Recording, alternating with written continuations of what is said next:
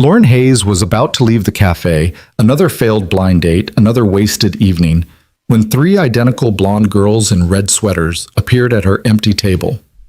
"Are you Lauren?" they asked in unison. "Our daddy's sorry he's late."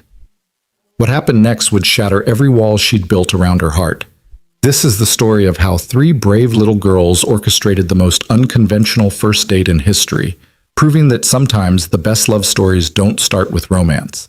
They start with chaos, courage, and tiny matchmakers who refuse to let their father give up on happiness. Stay with me until the end and comment what city you're watching from so I can see how far this story travels. The rain had started exactly 7 minutes ago.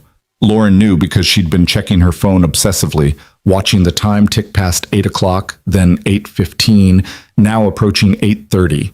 Each minute felt like a small betrayal, a tiny confirmation of what she'd suspected all along. This was a mistake. Rosewood Cafe sat on the corner of Maple and 3rd, the kind of place that tried too hard to be charming with its Edison bulbs and reclaimed wood tables. Through the large front windows, Lauren could see couples leaning close over candlelit tables, their faces soft with intimacy and promise. She felt like a fraud sitting alone, her carefully applied makeup and the new navy dress she'd agonized over for an hour, now seeming like props in a play where she was the only actor who'd shown up. The waitress, a girl who couldn't have been older than 22, with kind eyes and a name tag that read Sophie, approached for the 3rd time, her smile professional but tinged with pity. "Can I get you anything while you wait?" Sophie asked, her voice carefully neutral. Lauren's laugh came out more bitter than she intended. "Just the check for the water, I think. It's pretty clear he's not coming." "I'm so sorry," Sophie said, and the genuine sympathy in her voice somehow made it worse. "The coffee's on the house, the least I can do." "Thanks," Lauren managed, forcing a smile that felt like it might crack her face. "That's kind of you." As Sophie walked away, Lauren pulled out her phone again, her thumb hovering over the conversation with her best friend Maya. She could already imagine the text she'd send, another no-show. "I'm done with this. Dating apps are officially dead to me." Maya would respond with outrage and emojis, would offer to come over with wine and ice cream, would tell her that she deserved better. And she'd be right. Lauren did deserve better. She deserved someone who showed up, literally and figuratively. The problem was, after 3 years of failed first dates, ghosting, and men who seemed perfectly fine until they learned about her medical history, Lauren was starting to wonder if better existed for someone like her. Maybe she was meant to be alone. Maybe that wall she'd built around her heart, brick by careful brick, after her ex-fiancé had shattered her with 4 words, "This isn't what I signed up for." Maybe that wall was there for a reason. She was gathering her coat, preparing to make the walk of shame past all those happy couples, when she heard them. Small voices, giggling, the shuffle of shoes that were probably a size too big. "That's her! That's definitely her!" "Are you sure? What if it's not?" "It has to be. Daddy said she'd be wearing blue and sitting alone." Lauren froze, her coat halfway on, and slowly turned toward the source of the whispers. 3 little girls stood about 10 feet away, partially hidden behind a decorative column near the cafe's entrance. They couldn't have been more than 6 or 7 years old, and they were absolutely identical. Same blonde curls that fell past their shoulders, same bright blue eyes, same red cable knit sweaters over white turtlenecks, same nervous energy radiating from their small frames. Triplets. They had to be triplets. And they were staring directly at her. Before Lauren could process what was happening, the tallest of the 3, though tallest was relative when the difference was maybe half an inch, stepped forward with the kind of determined courage that only children possess. The other 2 followed, flanking her like tiny soldiers going into battle. "Excuse me," the leader said, her voice clear and surprisingly confident as they approached Lauren's table. "Are you Lauren? Lauren Hayes?" The question hung in the air, absurd and impossible. Lauren's mouth opened, but no words came out. She looked around the cafe, half expecting to find cameras, a production crew, someone who could explain why 3 unaccompanied children were approaching her table and saying her full name. Lauren finally managed. "Yes, I'm Lauren, but who are you?" The 3 girls exchanged glances, some silent communication passing between them. Then they all spoke at once. "We're Aria, and Nora, and I'm Lila, and we're your date's daughters," they finished in unison, their voices blending into one. Lauren felt the world tilt slightly. My dates? What? The girl who'd introduced herself as Aria, the one with a small constellation of freckles across her nose that helped distinguish her from her sisters, took another step closer. Our daddy's name is Evan Grant. You were supposed to meet him here tonight for a blind date. But he's not coming, Nora added quickly, wringing her small hands. She had a tiny scar above her left eyebrow, barely noticeable unless you were looking for it. I mean, he is coming. He's just late. Really late, Lila confirmed. She was the one with slightly shorter hair than her sisters, cut just above her shoulders. He was so nervous he changed his shirt like 7 times.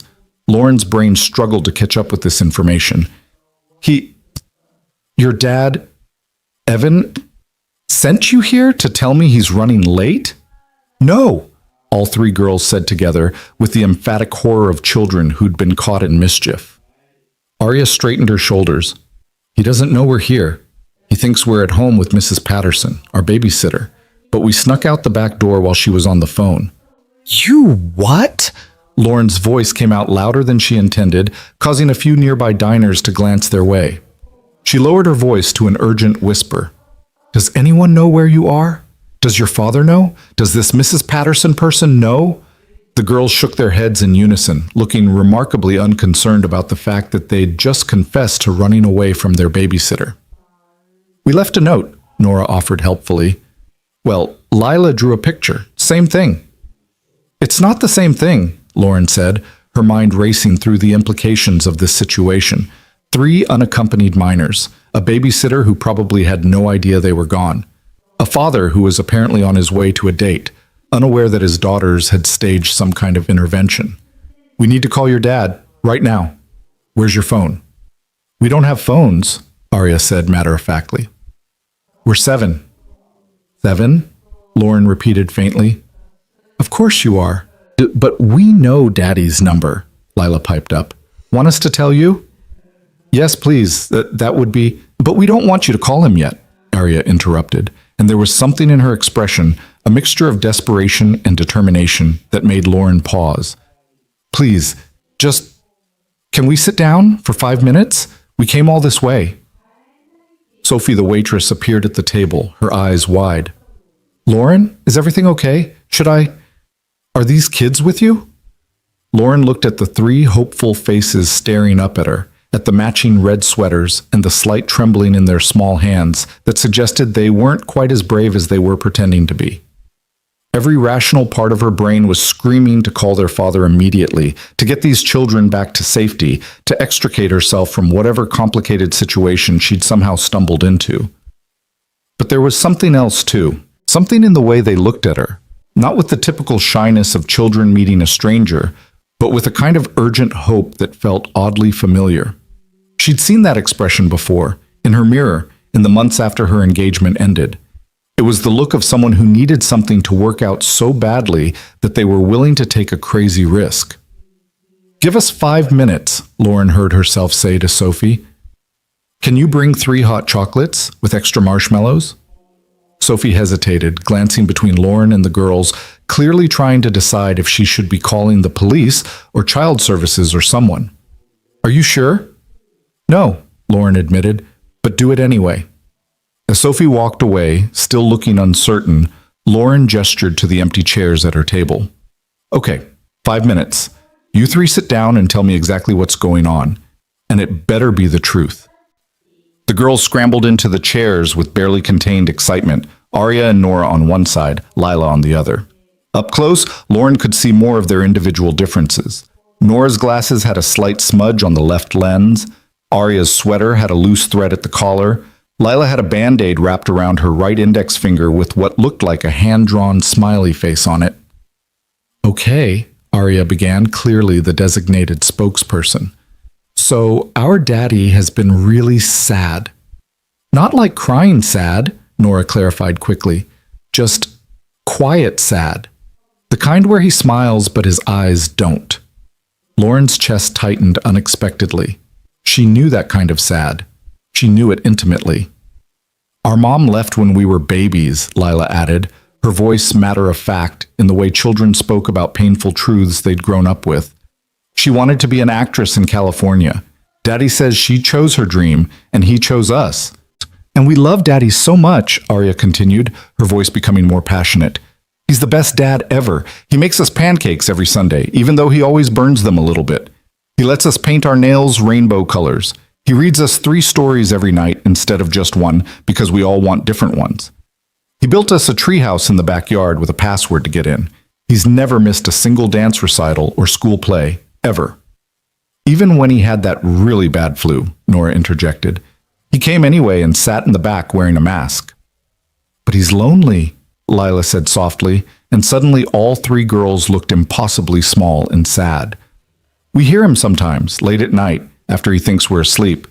He just sits in the kitchen in the dark, not doing anything, just sitting. Lauren felt something crack inside her chest. She wanted to speak, to say something comforting, but her throat had tightened. Arya leaned forward, her blue eyes intense and earnest. He tried dating before, lots of times, but something always goes wrong. Like, one lady was really nice until she found out there were 3 of us, and then she said that was too much responsibility. Another one kept trying to change everything about us. She said our hair was too wild and our clothes didn't match right. Daddy stopped seeing her after she made Nora cry. She said I was too loud, Nora whispered, her eyes downcast. But Daddy said I was perfect exactly how I am. Then tonight, Arya continued, he had this date with you. He's been nervous about it all week. Mrs. Patterson helped him pick out his clothes. He practiced what he was going to say in the mirror. We heard him. What did he say? Lauren asked, surprising herself with the question. Lila giggled slightly. He said, "Hi, I'm Evan, and I'm a single father of triplets who burns pancakes and knows all the words to Frozen. Please don't run away." Despite everything, the strangeness of the situation, the alarm bells still ringing in her head, Lauren found herself smiling. That's actually kind of charming. Right? Arya said enthusiastically. That's what we thought. But then tonight, right before he was supposed to leave, we saw him just standing in the hallway, staring at his car keys. He looked so scared, and we realized, what if he doesn't go? What if he gives up? So we made a plan, Nora continued. We'd come here first, we'd meet you, we'd make sure you were nice, and if you were, we'd tell you to please give Daddy a chance.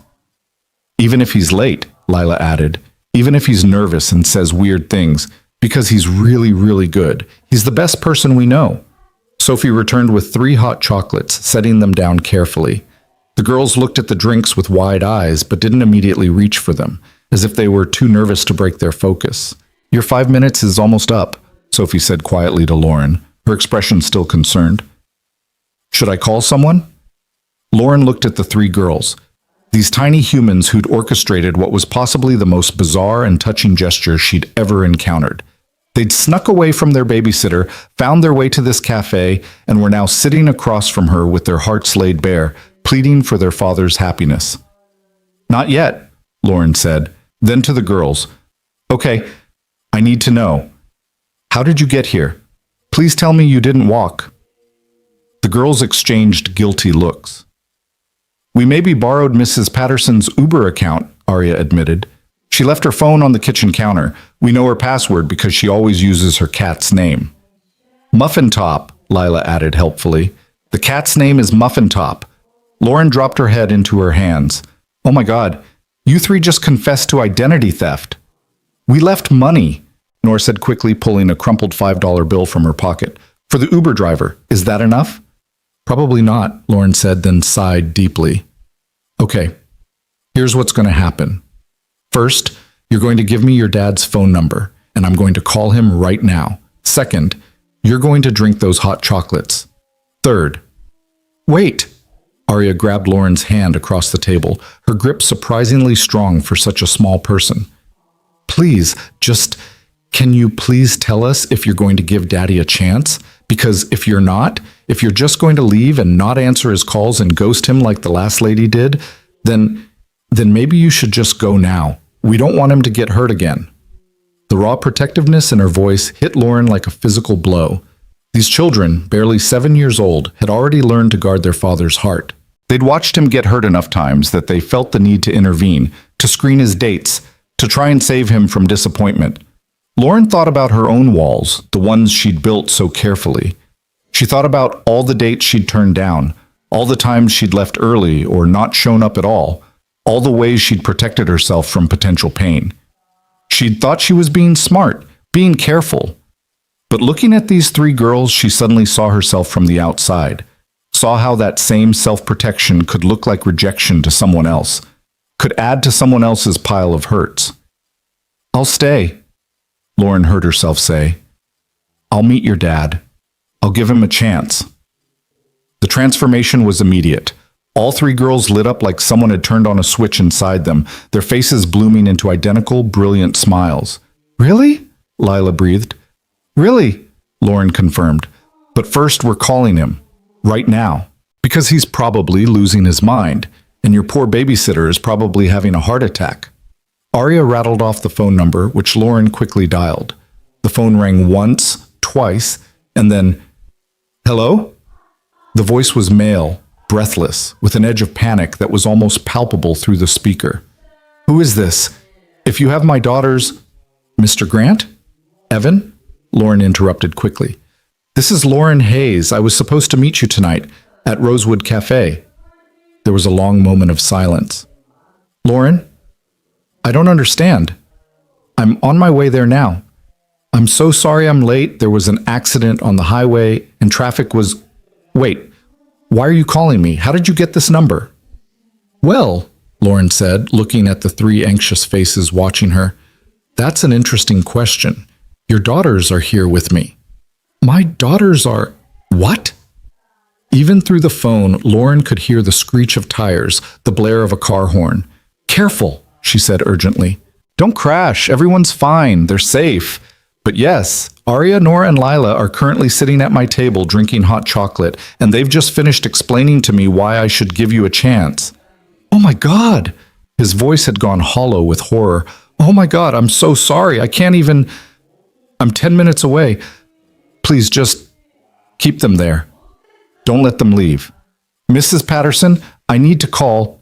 "Already on it," came a female voice in the background, presumably the babysitter, who sounded about as frantic as Evan did. "I'll keep them here," Lauren promised. "Drive safely. No rushing. They're perfectly fine." "Lauren," Evan said, and there was something in his voice now. Embarrassment, yes, but also a kind of desperate sincerity. "I swear I didn't know. I would never... This isn't how I wanted..." "I know," Lauren said quietly. "Just get here when you can. We'll be waiting." She ended the call and looked at the three girls, who were now trying very hard to look innocent while simultaneously looking terrified. "Are we in trouble?" Nora whispered. "Oh, you're definitely in trouble," Lauren said. "But not with me. With me, you're just... Well, honestly, I'm not sure what you are. Surprising? Terrifying? Weirdly endearing?" "We're matchmakers," Lila said proudly. "Like in the movies." "Matchmakers usually don't commit crimes," Lauren pointed out. "But okay, since we have about 10 minutes before your dad gets here and probably grounds you until you're 30, how about you tell me more about him? The truth this time. What's he really like?" The girls needed no more encouragement. They launched into a rapid-fire description of their father, how he sang terrible off-key versions of Disney songs in the car, how he let them help cook dinner even though it always took twice as long and made twice as much mess, how he'd learned to braid hair from YouTube videos, how he came to every single parent-teacher conference and took notes like he was in college, how he cried at the end of sad movies but tried to hide it. "He works really hard," Arya said more seriously. "He's an architect. He designs buildings. Sometimes he works late at night after we go to bed, because he has to do it when we're sleeping so he can spend time with us when we're awake. He makes breakfast every single morning," Nora added, "even when he's really tired, and he always asks us about our dreams from the night before." "And he never makes us feel like we're too much," Lila said softly. "Some people, when they find out there are three of us, they get this look on their face, like they're doing math in their head and deciding it's too much. But Daddy never makes us feel like that. He says we're his three favorite people in the whole universe, and there's no such thing as too much love." Lauren's eyes stung. She blinked rapidly, trying to maintain her composure. "He sounds pretty special." "He is," all three girls said together. Through the cafe window, Lauren saw a figure running, actually sprinting, down the sidewalk through the rain. He was tall, his tie flying behind him like a flag, his dress shirt already soaked through. Even from a distance, she could see the panic and determination in his movements. "I think that's your dad," Lauren said. The girls whipped around to look, then immediately scrambled out of their chairs. Arya grabbed Lauren's hand again, squeezing tight. "Remember," she said urgently, "you promised. You're going to give him a chance." "I promised," Lauren confirmed. The cafe door burst open with enough force to make the bell jingle violently. Evan Grant stood in the doorway, dripping wet, his hair plastered to his forehead, his chest heaving like he'd just run a marathon. His eyes, which were the same bright blue as his daughter's, swept the cafe wildly until they landed on the table where Lauren sat with his three girls. For a moment, nobody moved. The entire cafe had gone silent, all eyes on the dramatic entrance. Then Evan was moving again, rushing toward them with a mixture of relief and absolute mortification written across his face. He was handsome, Lauren noticed distantly, tall and broad-shouldered, with strong features softened by obvious exhaustion and current panic. There was gray threading through his dark hair at the temples, and lines around his eyes that suggested he smiled often, even if he'd been sad lately. "Girls," he said, his voice shaking as he reached the table. "What did you do? What were you thinking?" The triplets had the grace to look somewhat ashamed now, faced with their father's clear distress. "We just wanted to help," Arya said in a small voice. "Help?" Evan ran his hands through his wet hair, making it stand up at odd angles. "You snuck out of the house. You took an Uber without permission. You approached a stranger." "She's not a stranger," Lila interrupted. "She's Lauren, your date." Evan's eyes finally moved to Lauren, and the expression on his face was so utterly apologetic that she almost laughed. "Lauren," he said, "I am so incredibly sorry. I cannot even begin to express how sorry I am. This is not, obviously this is not. I swear I had no idea they were planning." "Breathe," Lauren said gently. "It's okay." "It's not okay," Evan said emphatically. "Nothing about this is okay. My children they basically ambushed you. They probably scared you half to death. You probably think I'm the worst parent in the world, and you'd be completely justified. Actually," Lauren interrupted, "I think you're probably a pretty great parent." That stopped him mid-panic. "What?" "Your daughters love you very much," Lauren said simply. "That much is obvious. They also clearly feel very secure in your love for them, or they wouldn't have felt confident enough to pull off this little stunt. Kids who aren't sure of their parents' affection don't take risks like this." Evan stared at her, water dripping from his clothes onto the cafe floor, his expression somewhere between disbelief and desperate hope. "So," Lauren continued, surprising herself with her own calm, "here's what I'm thinking. You clearly need to get these three home and have a serious conversation about boundaries and safety. Mrs. Patterson is probably still freaking out, and you're soaking wet and need dry clothes." "Right," Evan said, his shoulders slumping. "Of course. You're absolutely right. Again, I'm so sorry for ruining your evening. If you want to just forget this whole thing ever happened, I completely understand." "I'm not finished," Lauren said. "I was going to suggest that maybe, after you get the girls settled and have that conversation, you could call me. Maybe we could try this again. Properly this time." The cafe seemed to hold its breath. Evan's eyes widened. "You... what?" "I'm saying yes to a second first date," Lauren clarified. "If you're still interested, that is. Though I should warn you, I have very high standards now. Your daughters set quite a bar for elaborate romantic gestures." The triplets erupted in squeals of delight, bouncing in their seats. "We did it!" Lila shouted. "Mission accomplished." "Quiet," Evan said, but there was no real heat in it. He was staring at Lauren like she'd just announced she could fly. "You're serious? After this disaster, you actually want to—" "I'm serious," Lauren said, "though maybe next time fewer accomplices?" A laugh burst out of Evan, surprised and genuine and completely unguarded. It transformed his whole face, erasing years of stress and sadness in an instant. "I think I can arrange that," he said.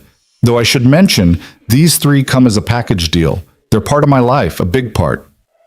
"I know," Lauren said softly. looking at the three beaming faces. They made that very clear. What she didn't say, what she couldn't say yet, not to this stranger and his daughters in a crowded cafe, was that she understood now why these girls had taken such a risk. Their father deserved someone who would see past the complications, past the instant family, past the fears and the histories and the ways life had already hurt him. He deserved someone who would stay. And maybe, just maybe, Lauren was tired of running, tired of walls, tired of protecting herself so carefully that she never gave anyone a chance to prove they were worth the risk. "Call me," she said, standing and gathering her coat. "Tomorrow, when everyone's calmed down and dry." She pulled out her business card from her purse and handed it to Evan, whose fingers brushed hers as he took it, sending an unexpected spark of awareness through her.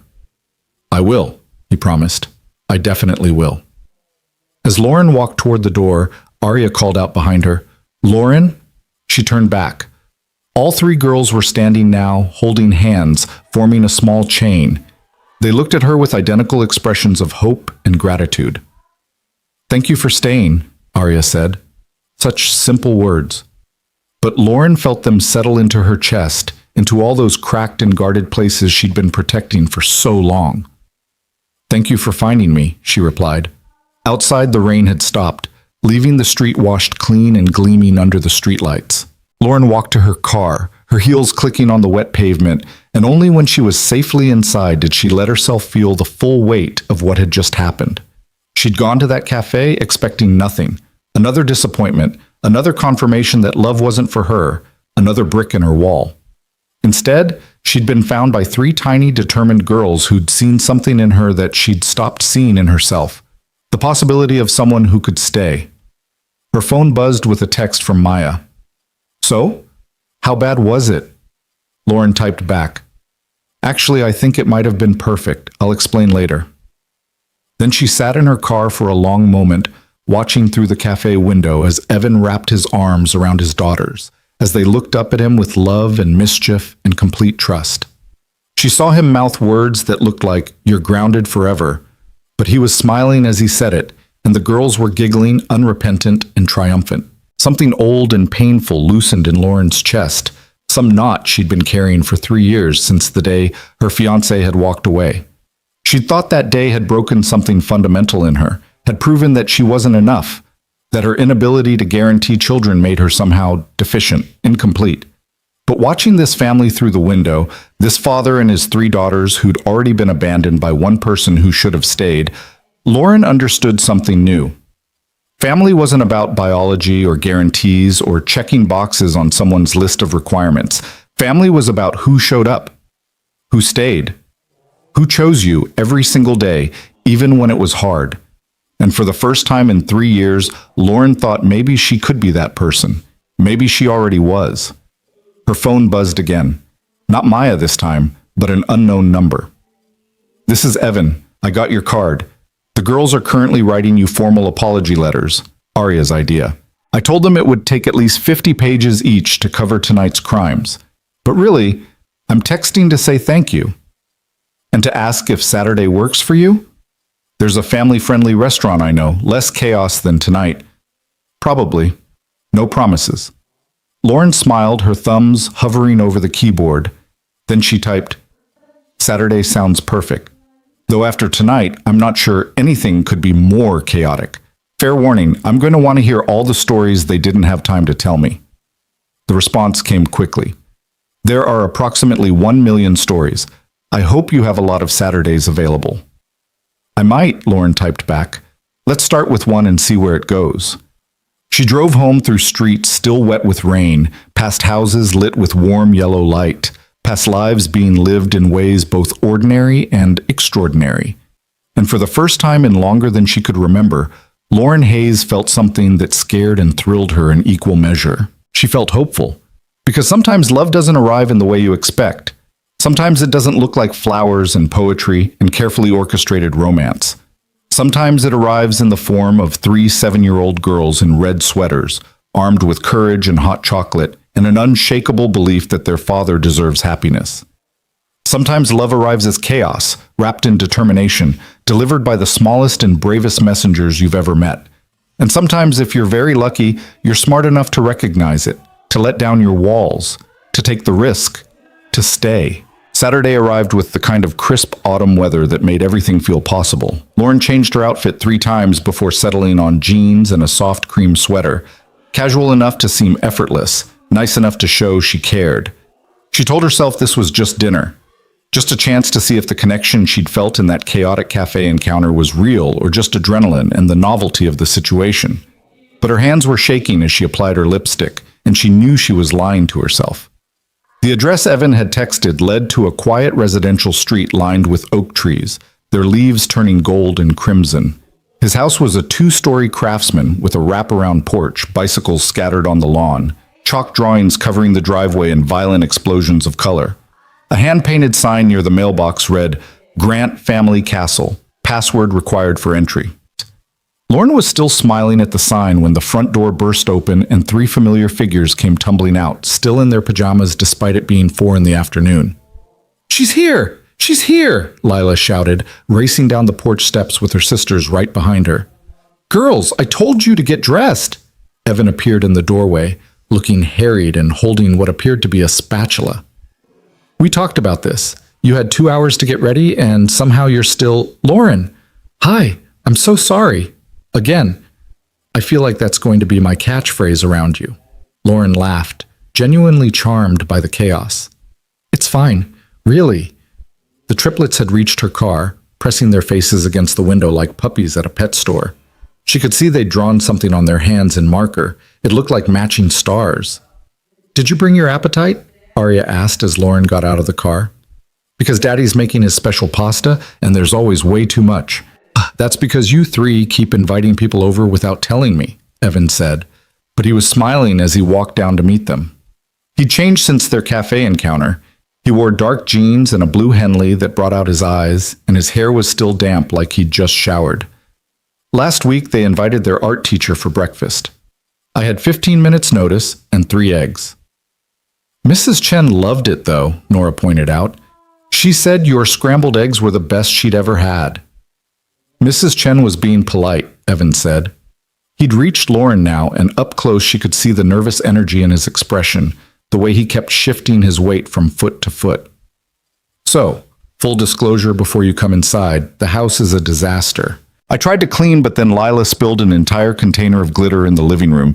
Don't ask why she had glitter. I've stopped asking why. And there's currently a blanket fort taking up most of the dining room that I've been forbidden to dismantle.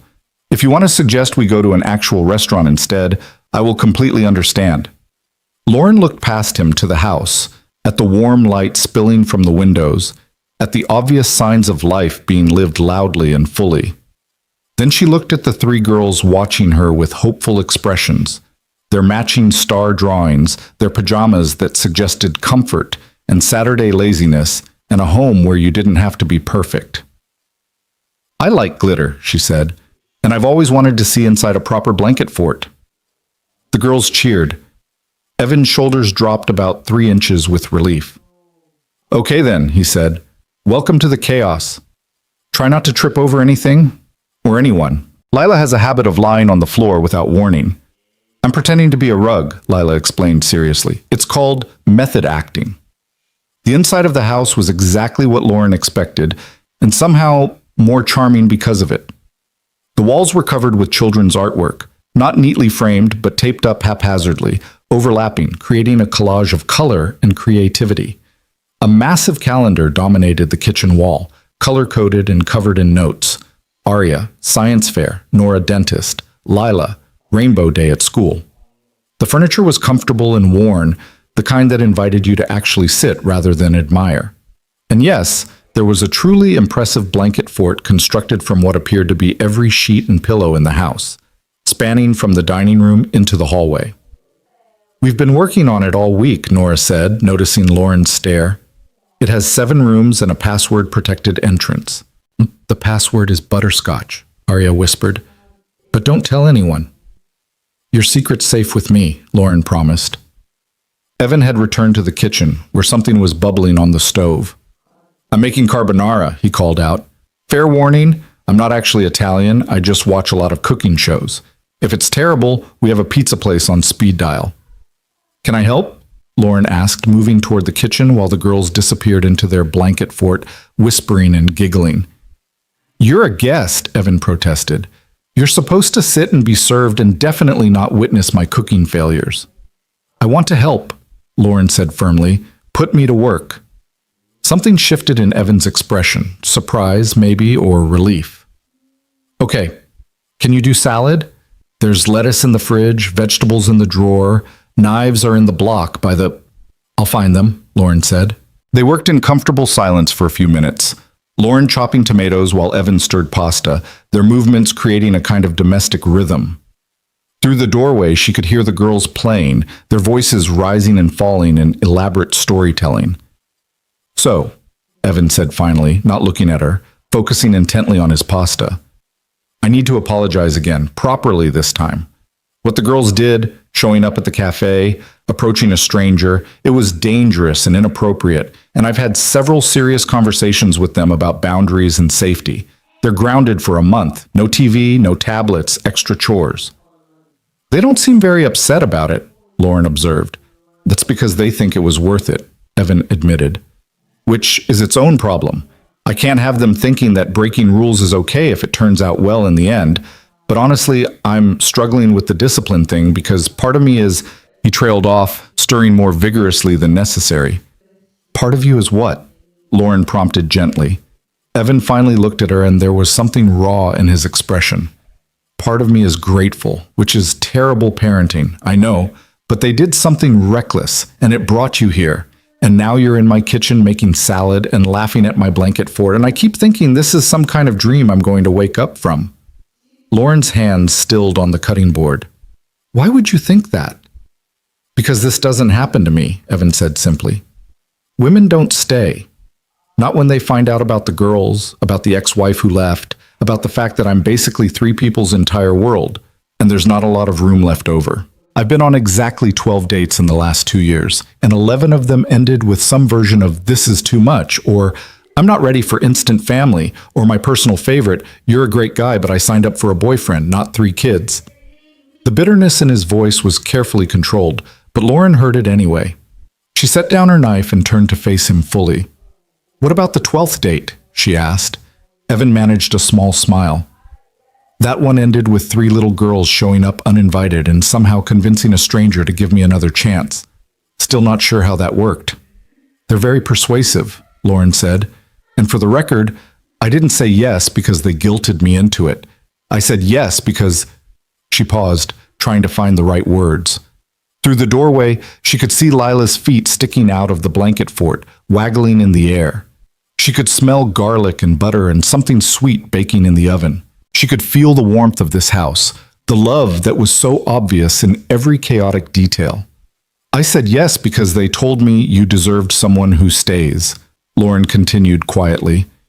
And I realized I've spent 3 years running from anything that might hurt me again. I've built these walls and hidden behind them and told myself I was being smart, being careful. But your daughters reminded me that careful isn't always the same as living. Evan had stopped stirring entirely now, his full attention on her. What happened 3 years ago? He asked softly. Lauren took a breath. She'd known this conversation would come eventually, but she hadn't expected it to happen so soon, in a kitchen that smelled like garlic and hope. I was engaged, she said. His name was David. We'd been together for 4 years, engaged for 6 months. We were planning this huge wedding, had picked out a venue, sent save the dates, and then I went to the doctor for what I thought was a routine checkup, and found out I have a condition that makes it very unlikely I'll ever be able to have biological children. Not impossible, but the odds aren't good. Evan's expression had gone very still, very focused. I told David that same night, Lauren continued. I thought he'd be supportive, that we'd figure it out together. There are options, right? Adoption, IVF, surrogacy. But he just looked at me and said, this isn't what I signed up for. Like I was a subscription service he wanted to cancel. He left 3 days later, took his stuff while I was at work so he wouldn't have to see me again. Lauren, Evan said, and there was such anger in his voice that she looked up, surprised. His jaw was tight, his hands gripping the counter. That man was an idiot. Maybe, Lauren said, Or maybe he was just honest about what he wanted. No, Evan said firmly. He was an idiot, because family isn't about biology. Family is about who shows up, who stays, who chooses you every single day, even when it's hard. My ex-wife gave birth to 3 beautiful girls and then walked away when they were 6 months old. She shares their DNA, but she's not their mother. Not in any way that matters. His voice had risen slightly, and suddenly 3 small faces appeared in the doorway of the blanket fort, curious and concerned. "Daddy," Arya asked, "are you okay?" Evan immediately softened, his whole body language shifting. "I'm fine, sweetheart, just having a grown-up conversation. How's the fort?" "We've added a room for Lauren," Nora announced. "If she wants one, it has a window and everything." "A window?" Lauren asked, grateful for the interruption, for the chance to blink back the tears that had started forming. "A hole in the blanket," Lila clarified, "but we're calling it a window because it sounds better." "I'd love to see it," Lauren said. "After dinner?" "After dinner," the girls agreed, then disappeared back into their fort.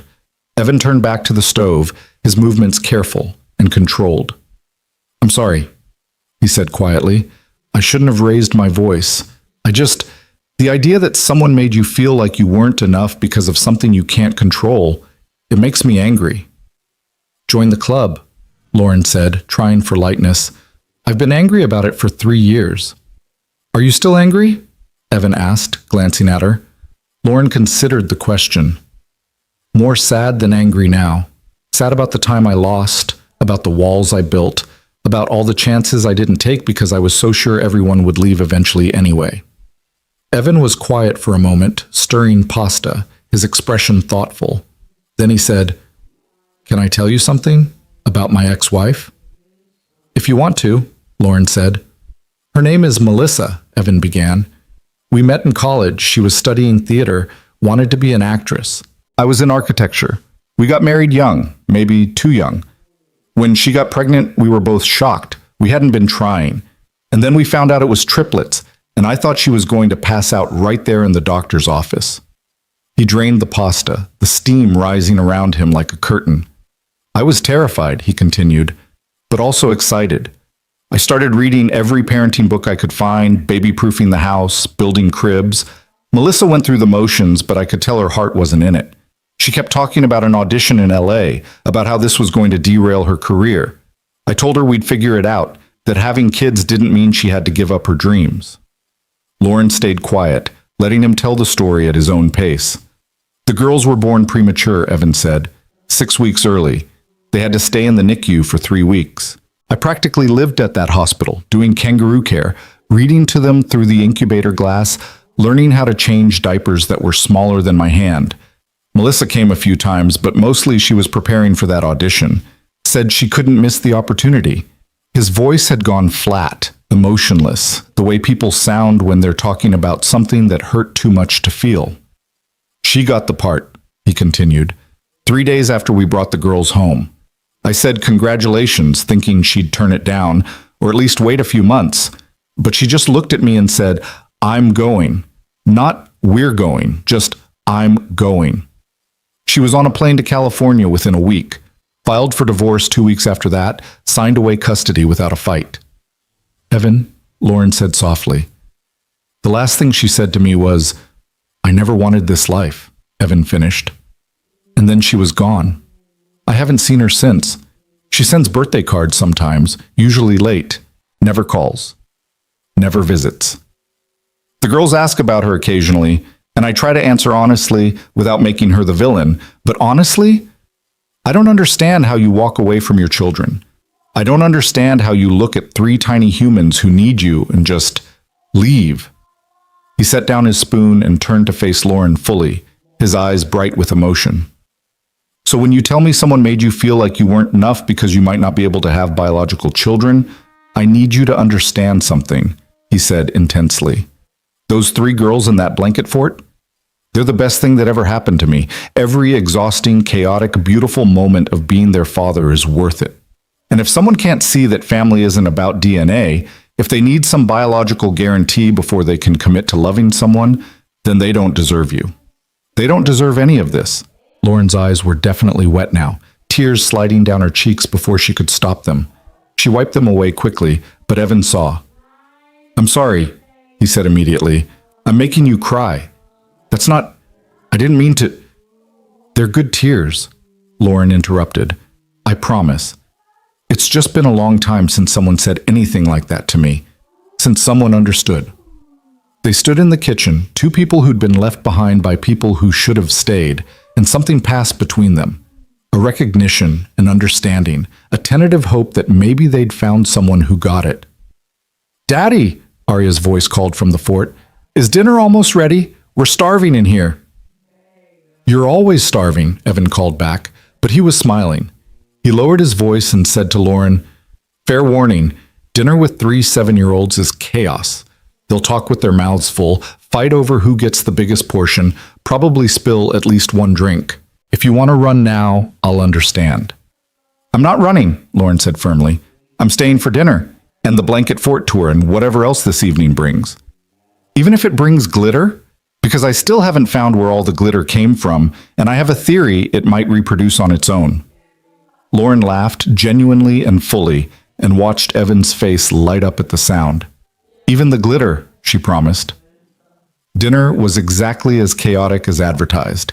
They ate at the kitchen table because the dining room was occupied by the fort, and within minutes there was pasta sauce on 3 faces, 2 spilled glasses of milk, Lila and Nora, both within 10 seconds of each other, and a heated debate about whether dolphins or sharks would win in a fight. "Dolphins," Arya insisted. "They're smarter, and they work in teams." "But sharks have better teeth," Nora countered, "and they're bigger." "Size isn't everything," Lila announced with the authority of someone CEO who'd clearly heard this phrase somewhere. "Daddy's always saying that, right, Daddy?" "I say a lot of things," Evan replied diplomatically. "Mostly things like, use your napkin and chew with your mouth closed." "What do you think, Lauren?" Arya asked. "Dolphins or sharks?" All 3 girls stopped eating, waiting for her answer with the intense interest usually reserved for matters of national importance. "Well," Lauren said carefully, "I think dolphins are incredible creatures with complex social structures and problem-solving abilities. But I also think sharks are perfectly adapted predators that have survived basically unchanged for millions of years. So maybe the real question is, why do they have to fight? Maybe they can both be amazing in their own ways." The girls considered this. "That's a very diplomatic answer," Evan murmured, impressed. "I'm a lawyer," Lauren whispered back. "Diplomacy is kind of my thing." "You're a lawyer?" Arya asked, her eyes going wide. "Like on TV, do you yell objection and stuff?" "Sometimes," Lauren admitted, "though it's usually less dramatic than TV makes it look. A lot of paperwork and meetings." "What kind of law?" Evan asked, genuinely curious. "Family law," Lauren said. "Mostly custody cases, adoption, some divorce work. I help families navigate complicated situations and hopefully come out better on the other side." Something flickered across Evan's face. Surprise, maybe, or recognition of some cosmic irony. "That must be hard," he said quietly. "Seeing families fall apart." "Sometimes," Lauren agreed, "but I also get to see them come together. I helped finalize 3 adoptions last month. Got to watch 3 kids who'd been in foster care for years finally become permanent parts of their families. That makes the hard cases worth it." "Do you like kids?" Lila asked bluntly. "Because some grown-ups say they like kids, but then they don't actually want to be around kids." "Lila," Evan said warningly. "It's a fair question," Lauren said. She looked at the 3 girls, their faces smudged with sauce and hope. "Honestly, I love kids. I always have. That's why I do the work I do. I wanted children of my own, but that might not happen the traditional way. But there are a lot of ways to be part of kids' lives, to make a difference. So yes, I like kids. Very much." The girls exchanged one of their silent triplet communications, something passing between them that only they understood. "Good," Nora said finally. "Because we like you too." "Even though you made us write those apology letters," Lila added. "Especially because of that," Arya corrected. "It means she thinks we should be responsible for our actions. Daddy says that's important." After dinner, while Evan cleared dishes despite Lauren's offers to help, the girls grabbed her hands and pulled her toward the blanket fort. You have to crouch down for the entrance, Arya instructed, and remember the password. Butterscotch, Lauren whispered. Access granted, all three girls chorused. Inside the fort was better than Lauren could have imagined, a genuine engineering marvel of sheets, blankets, and what appeared to be a significant portion of Evan's book collection serving as structural support. Strings of battery-powered fairy lights created a warm glow. Pillows were scattered everywhere. And in one corner, there was indeed a room marked with a hand-drawn sign that said, Lauren's room, with hearts around the letters. We weren't sure if you'd come back, Nora said softly, sitting cross-legged on a pillow. After the cafe. We thought maybe we scared you away. You did kind of terrify me, Lauren admitted, settling into what was apparently her designated space. But in a good way, you reminded me that sometimes the scary things are worth it. Are you going to keep dating our dad? Lila asked with characteristic directness. Lila, Arya hissed, you can't just ask that. Why not? Grown-ups always tell us to be honest. Lauren considered how to answer. These children had already been abandoned by one mother figure. They didn't need empty promises or careful evasions. They needed the truth, as much as she could give them. I like your dad, Lauren said carefully. I like him a lot. But dating is complicated, and I can't promise anything about the future because nobody can. What I can promise is that I'll always be honest with you, and with him. And if things don't work out, it won't be because of you three. You're pretty wonderful, actually. Really? Nora asked hopefully. Really, Lauren confirmed. You're brave and creative, and you love your dad so much that you staged an elaborate intervention. That's remarkable. Mrs. Patterson says we're precocious, Arya offered. Is that the same as remarkable? It's in the same neighborhood, Lauren said, smiling. They spent the next hour in the fort, the girls showing Lauren their various treasures. A collection of smooth rocks Nora had gathered from different places, Lila's drawings of increasingly elaborate princesses, Arya's hand-drawn star charts with made-up constellations. They told her stories about school, about their friends, about the time Evan tried to install a zip line in the backyard and nearly ended up in the emergency room. He's not very good at building things, Arya confided, which is funny because he designs buildings for his job. There's a difference between drawing buildings and building buildings, came Evan's voice from outside the fort. And I was only mostly going to the emergency room. It was fine. You fell 12 feet into the azalea bushes, Nora called back. Mrs. Patterson had to pull branches out of your hair for like an hour. Worth it, Evan said. Almost had it working too. Lauren laughed, imagining this serious architect tumbling into landscaping, and felt something warm and unfamiliar spreading through her chest. Contentment, maybe. Or belonging. Or just the simple pleasure of being somewhere she wanted to be. When she finally emerged from the fort, she found Evan on the couch, laptop open, but clearly not working, just waiting. He looked up as she appeared, brushing blanket lint from her hair, and his expression was so soft, so openly hopeful, that it made her heart skip. They didn't interrogate you too badly? He asked. Nothing I couldn't handle, Lauren assured him. Though I should mention they have questions about our potential future that I diplomatically deflected.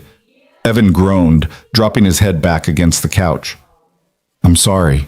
They're not exactly subtle. They're protective, Lauren said, sitting down beside him, close enough to feel his warmth, far enough to maintain some propriety. They don't want you to get hurt again. I understand that. What about you? Evan asked quietly. What do you want? It was a big question, maybe too big for a first real date in a house full of children and chaos. But Lauren found herself wanting to answer it honestly, to take the risk of being vulnerable. I want to stop being afraid, she said. I want to see where this goes without assuming it will end badly. I want to believe that maybe the universe put 3 determined little girls in my path for a reason. Evan reached out slowly, telegraphing his intention, giving her time to pull away. When she didn't, his hand covered hers where it rested on the couch between them. I want that too, he said, and I want you to know this thing with us, whatever it becomes, it won't be like before. I'm not going anywhere. Neither are my girls. We're a package deal, and I know that's a lot to take on, but we're also loyal. We're also the kind of people who stay. I'm starting to see that, Lauren said softly. They sat like that for a long moment, hands linked, three giggling voices filtering from the blanket fort, the house settling around them with comfortable creaks and sighs. Can I ask you something? Evan said. Anything.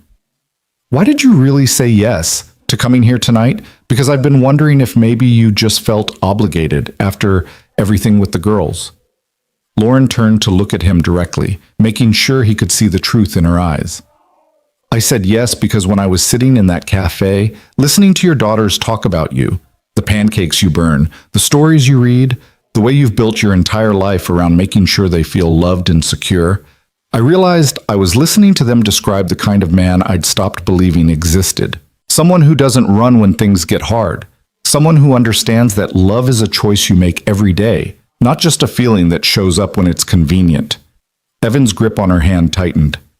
And then when you came running in, Lauren continued, soaking wet and panicking and so clearly mortified, but also so obviously in love with those three girls, I thought, this is what it looks like when someone stays.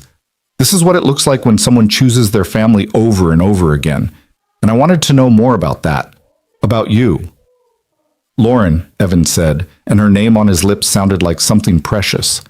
Before either of them could say anything else, three small bodies came tumbling out of the blanket fort in a cascade of giggling chaos. It's 8:30, Arya announced. Bedtime. You're reminding me? Evan asked incredulously. Usually I have to chase you around the house for an hour. We're being responsible, Nora said virtuously. So we get ungrounded faster. Nice try, Evan said. But you're still grounded for a month. Was worth a shot, Lila said philosophically. The bedtime routine was another revelation in controlled chaos.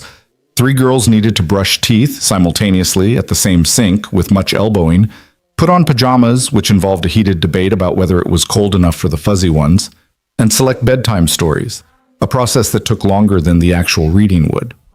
You can go if you want, Evan told Lauren as he herded the girls upstairs. I know this part isn't exactly exciting date material, but Lauren found herself following them up the stairs, curious about this final piece of their nightly ritual. The girls' room was exactly what she expected. Three beds arranged in a triangle, walls painted a soft purple, more artwork taped everywhere, shelves overflowing with books and toys, and mysterious collections of things only 7-year-olds found valuable. The girls piled into a single bed, Arya's apparently, and looked at Lauren expectantly. Are you going to stay for stories? Lila asked. Lauren glanced at Evan, who shrugged with a small smile that said your choice. If that's okay, Lauren said. It's very okay, Nora confirmed, patting the empty space on the bed beside her. They read 3 books, The Paper Bag Princess, Roxaboxen, and Extra Yarn, with Evan doing voices and the girls correcting him when he got words wrong or skipped pages they'd memorized. Lauren watched from her spot, wedged between Nora and the headboard, and felt that unfamiliar warmth spreading again. When the stories were done and the lights were off except for a small nightlight shaped like a moon, the girls extracted promises of waffles for breakfast and kisses on foreheads. Evan tucked blankets with practiced efficiency, knowing exactly how tight each girl liked them. Good night, Lauren, 3 voices chorused as she moved toward the door. Good night, she replied. Thank you for sharing your fort with me. You can come back anytime, Arya said sleepily. Your room will still be there. Downstairs, the house felt different in the quiet, larger somehow, but also more intimate. Evan locked the front door, checked windows, turned off lights with the automatic movements of routine. Coffee? He offered. Or wine? I have both, though the wine is probably better. The coffee is left over from this morning and might be considered a war crime. Wine sounds perfect, Lauren said. They ended up back on the couch with 2 glasses of red wine that was actually quite good, the blanket fort looming in their peripheral vision like a benevolent monument to childhood imagination. So, Evan said, how was your first Grant family dinner experience? On a scale of never coming back to surprisingly tolerable? Try actually wonderful, Lauren said. Your girls are amazing. You're amazing. This whole thing is chaotic, Evan supplied. I was going to say real, Lauren corrected. It's messy and loud and imperfect, but it's real. It's people loving each other and showing up and making it work. That's rare. Evan looked at her for a long moment, his expression unreadable in the dim light. "Can I kiss you?" he asked quietly. "I've been wanting to since you showed up today, but I didn't want to presume, and the girls were always right there, and—" "Yes," Lauren interrupted. "Yes, you can kiss me." He set down his wine glass carefully, then took hers and set it aside too. His hand came up to cup her face, thumb brushing across her cheekbone, and Lauren's breath caught at the tenderness of it. When his lips met hers, it was soft and questioning, a kiss that asked permission even as it was happening. Lauren answered by leaning into him, her hands finding his shoulders, and felt him sigh against her mouth. The kiss deepened slowly, naturally, like they were learning a language together. When they finally pulled apart, Evan rested his forehead against hers, his breath warm on her face. "I really like you," he said, in case that wasn't clear. Lauren laughed softly. "I really like you too, in case the fact that I'm still here wasn't clear." They stayed like that for another hour, talking in low voices about everything and nothing. His work, her cases, their childhoods, their favorite movies, the dreams they'd had before life got complicated. And when Lauren finally left, stepping out into the cool night air, Evan walked her to her car with his hand warm in hers. "So," he said as she opened her door, "can I see you again? And before you answer, know that the girls will probably stage another intervention if you say no." "Definitely yes," Lauren said. "Though maybe we could do something just the two of us next time? Not that I don't love your daughters, but you'd like to have a conversation that doesn't involve debates about marine life combat," Evan finished. "I understand completely. How about dinner, real dinner, at a restaurant, like adults do?" "That sounds perfect." He kissed her again, slower this time, and Lauren felt that warmth in her chest expand into something bigger, something that felt dangerously close to hope. As she drove home, her phone buzzed with a text. "The girls want to know if you like waffles. Apparently you're invited for breakfast next Saturday. No pressure." Lauren smiled, her heart doing complicated things in her chest. She typed back, "I love waffles. Tell them I'll be there." His response was immediate.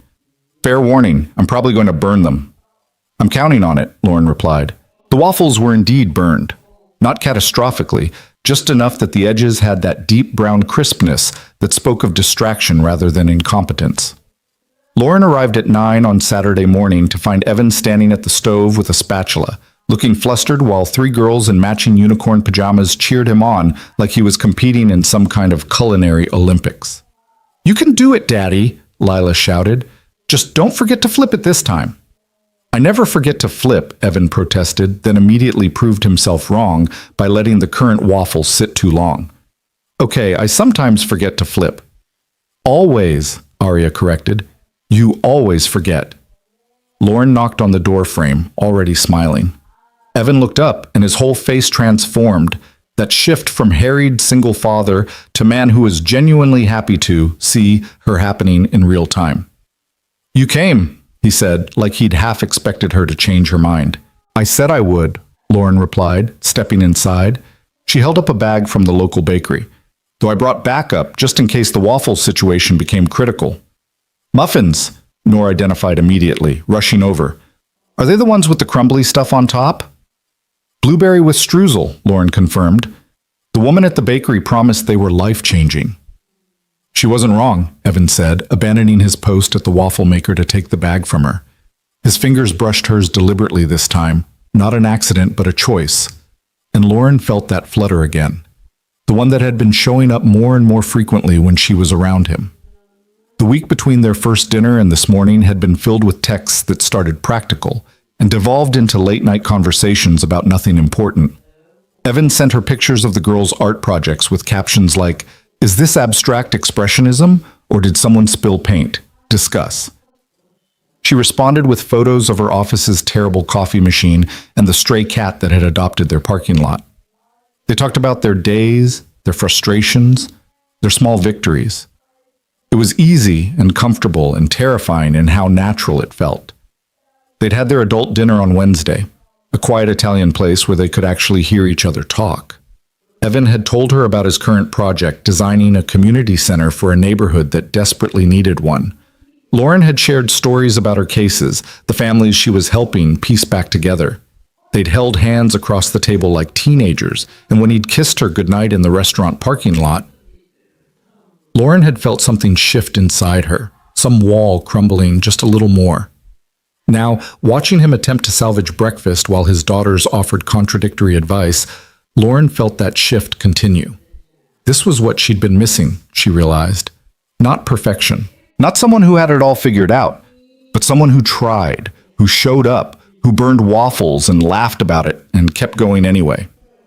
"Okay, everyone to the table," Evan announced, carrying a plate stacked with slightly too dark waffles. "And before anyone comments, yes, they're a little crispy. It builds character." "That's what you always say," Lila said, but she was grinning as she climbed into her chair. They ate at the kitchen table again. Apparently the blanket fort was a permanent fixture now, and Lauren found herself falling into the rhythm of their breakfast conversation. The girls talked over each other, sharing dreams and plans and elaborate stories about their week at school. Arya had a science project due about planets and was considering building Saturn out of paper mache. Nora had finally mastered her times tables and wanted everyone to know it. Lila had been chosen to feed the class hamster over winter break and was treating this responsibility like a presidential appointment. "We have to make a schedule," Lila explained seriously, syrup on her chin. "So Mr. Whiskers gets food at the same time every day. Routine is important for animals." "Where'd you learn that?" Evan asked. "From you," Lila said matter-of-factly. "You always say routine is important. That's why we have the same bedtime every night and the same breakfast every Saturday." Evan caught Lauren's eye across the table, something vulnerable in his expression. She understood what he wasn't saying, that routine was how he'd survived those early years alone with 3 babies. That structure was what had kept him from falling apart when his ex-wife left. That these small rituals were how he showed his daughters that some things could be counted on even when other things fell through. After breakfast, while Evan tackled the dishes despite Lauren's protests, the girls dragged her outside to see the backyard. It was bigger than she'd expected, with that infamous treehouse visible in an old oak tree, a sandbox that had seen better days, and a garden bed that looked like it had once been ambitious but was now mostly overtaken by weeds. "Daddy planted vegetables last spring," Nora explained, seeing where Lauren was looking. "But then we forgot to water them and everything died except the tomatoes. Tomatoes are apparently indestructible." "Very resilient," Lauren agreed, examining the tangled vines that had indeed survived against all odds. "Can you garden?" Arya asked. "Because Daddy's really bad at it, but he keeps trying." "I'm okay at it," Lauren said. "My mom had a garden when I was growing up. I used to help her." "Had?" Lila caught the past tense immediately. "She passed away when I was in college," Lauren said gently. "Cancer, but I have good memories of working in the garden with her." The girls went quiet for a moment, that particular childhood silence when they're processing something sad and trying to figure out the right response. "That's really sad," Arya said finally. "We're sorry." "Thank you," Lauren said. "It was a long time ago, but I still miss her." "We never met our mom," Nora offered, like she was sharing something equivalent. "Well, we did when we were babies, but we don't remember it, so it's like we never met her." "Do you miss her anyway?" Lauren asked carefully. "Even though you don't remember her?" The girls looked at each other, that silent triplet communication happening again. "Sometimes," Arya admitted, "like at school when they do Mother's Day projects, and everyone else has someone to make cards for. Daddy helps us make cards, but it's not the same." "Or when our friends talk about their moms and we don't have any stories," Lila added. "We just have Daddy stories." "Those are good stories, though," Nora said quickly, like she was worried about being disloyal. "Daddy's the best. We don't need a mom because we have him." But Lauren heard what they weren't saying, that maybe they did want a mom, that maybe there was a space in their lives that their father, as wonderful as he was, couldn't completely fill. It was a complicated thing, this balance between being grateful for what you had and acknowledging what you were missing. "You know what my mom used to tell me?" Lauren said. "She said that families come in all different shapes and sizes. Some families have 2 parents, some have 1, some have grandparents, or aunts and uncles, or foster parents. What makes a family isn't who's there, it's how they love each other. That's what Daddy says too, Arya said softly. Well, your daddy's a smart man, Lauren replied. They showed her the treehouse next, which required climbing a rope ladder that swayed alarmingly. Inside was a tiny space barely big enough for all four of them, decorated with drawings and a few battery-powered lanterns. Through a small window, Lauren could see back to the house, where Evan was visible through the kitchen window, still doing dishes. We come up here when we need to have private meetings, Nora explained. Without Daddy. What do you meet about? Lauren asked. The girls exchanged looks again. Lately, Arya said. About you. Lauren's heart did a complicated flip. About me? We're trying to figure out if you're going to stay, Lila said with her characteristic bluntness. Because we really like you and we think Daddy really likes you, but we've liked other people before and they always leave. The pain in those simple words was staggering. Lauren thought about what Evan had told her. 11 failed dates, women who'd decided 3 kids were too much, who'd walked away from this family like they were a burden rather than a gift. I can't promise you anything about forever, Lauren said carefully, honestly. Because life is complicated and sometimes things don't work out even when people try really hard. But I can promise you this. If I ever do leave, it won't be because of you. It won't be because you're too much or too loud or too anything. You 3 are wonderful exactly as you are. But you might leave anyway? Nora asked, her voice small. I don't want to, Lauren said, but I think it's important to be honest instead of making promises I might not be able to keep. What I can tell you is that I really like being around you and your dad. You make me laugh. You make me feel like I'm part of something special. And I want to keep feeling that way for as long as possible. Arya studied her face like she was trying to read something written there. You're different than the other ones, she said finally. You don't look scared when we're all talking at once. And you didn't leave even when Daddy burned the waffles. The waffles weren't that bad, Lauren said diplomatically. They were pretty bad, Lila countered, but you ate them anyway. And you brought muffins. That's like really nice. Plus you're pretty, Nora added, and you smell good, like vanilla and something else. Probably my shampoo, Lauren said, charmed by this assessment. Our mom was pretty too, Arya said quietly. Daddy has pictures, but Daddy says pretty doesn't matter if someone isn't kind. He says kind is better than pretty. Your dad's right, Lauren agreed. Though for the record, I think being kind and pretty isn't mutually exclusive. You 3 are both. This pleased them immensely, their faces lighting up with that uncomplicated joy of children receiving compliments. They climbed down from the treehouse to find Evan standing at the base of the tree, looking up with an expression that suggested he'd heard at least part of their conversation. Everything okay up there? He called. We were having a private meeting, Lila informed him, about private things. I'm sure you were, Evan said dryly. Well, when you're done with your private things, there are leaves to rake and someone promised to help. He looked meaningfully at his daughters. The girls groaned but scattered to find rakes, leaving Lauren and Evan alone under the oak tree. The autumn sun filtered through the remaining leaves, dappling everything gold and amber. They asked you if you're going to stay, didn't they? Evan said quietly. How did you know? Because they ask everyone, he admitted, usually within the first 2 meetings. They've learned to screen people early, I think. Try to figure out who's temporary and who might stick around.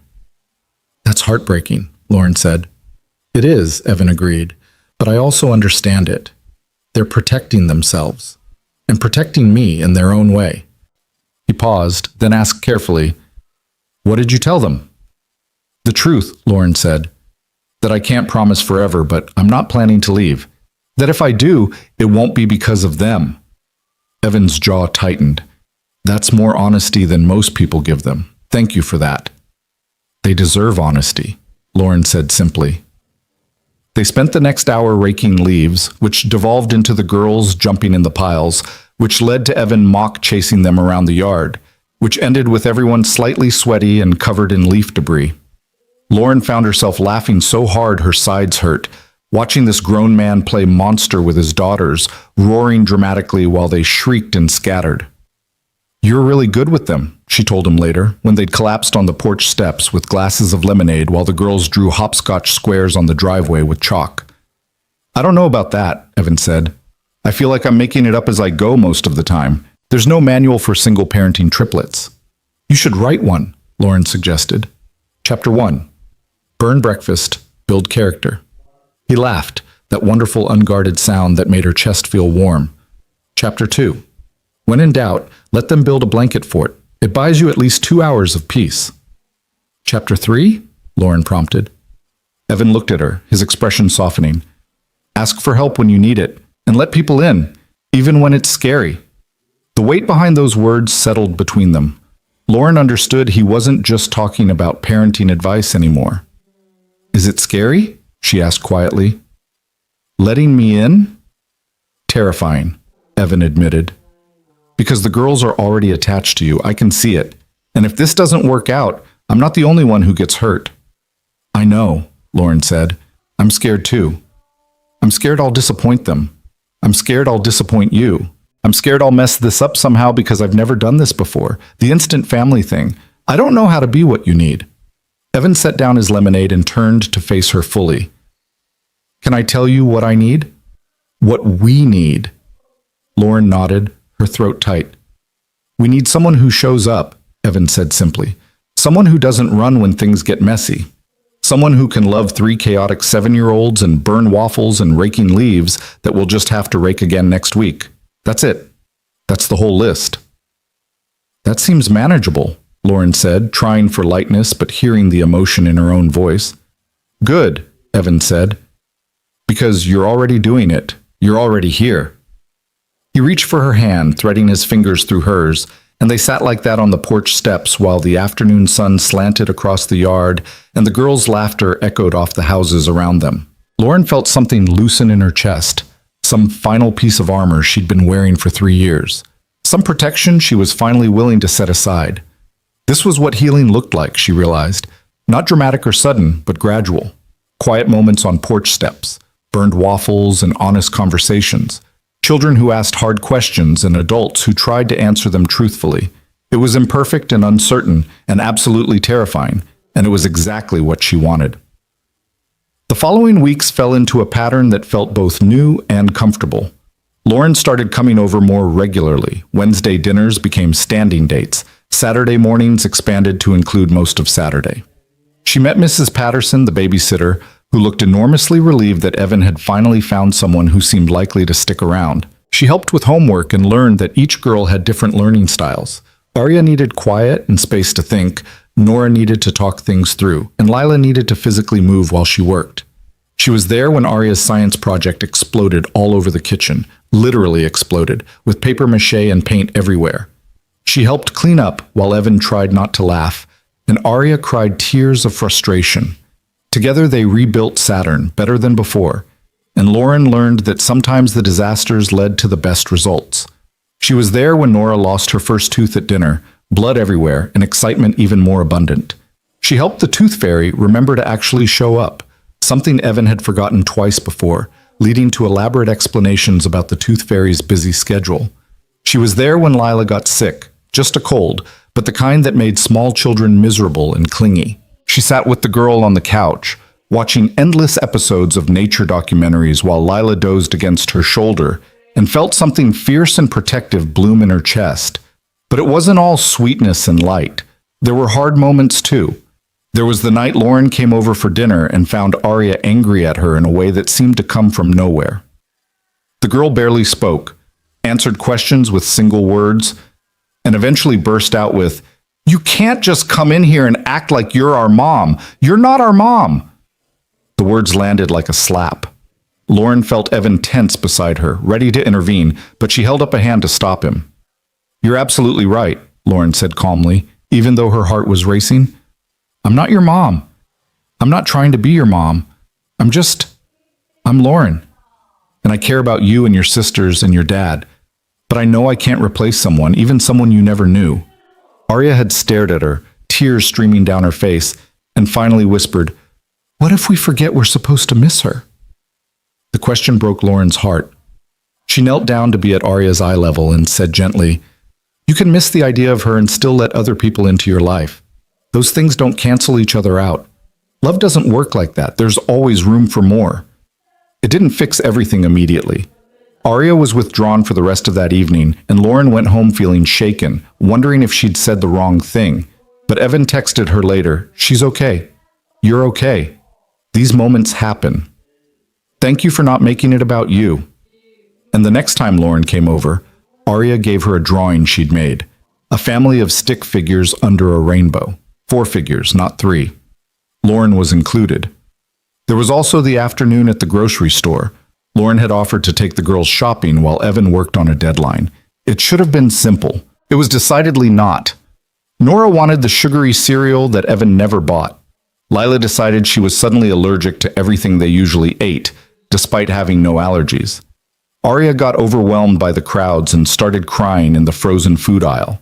Lauren found herself standing there with one sobbing child, one demanding child, and one child attempting to sneak contraband into the cart while she was distracted, and thought, this is what I signed up for. This chaos, this realness. She got them home eventually, no one happy, but everyone alive. And when Evan saw the exhaustion on her face, he just hugged her and said, "Welcome to parenting triplets. Still want to stick around?" "Ask me after I've had wine," Lauren had replied. But she came back. She kept coming back.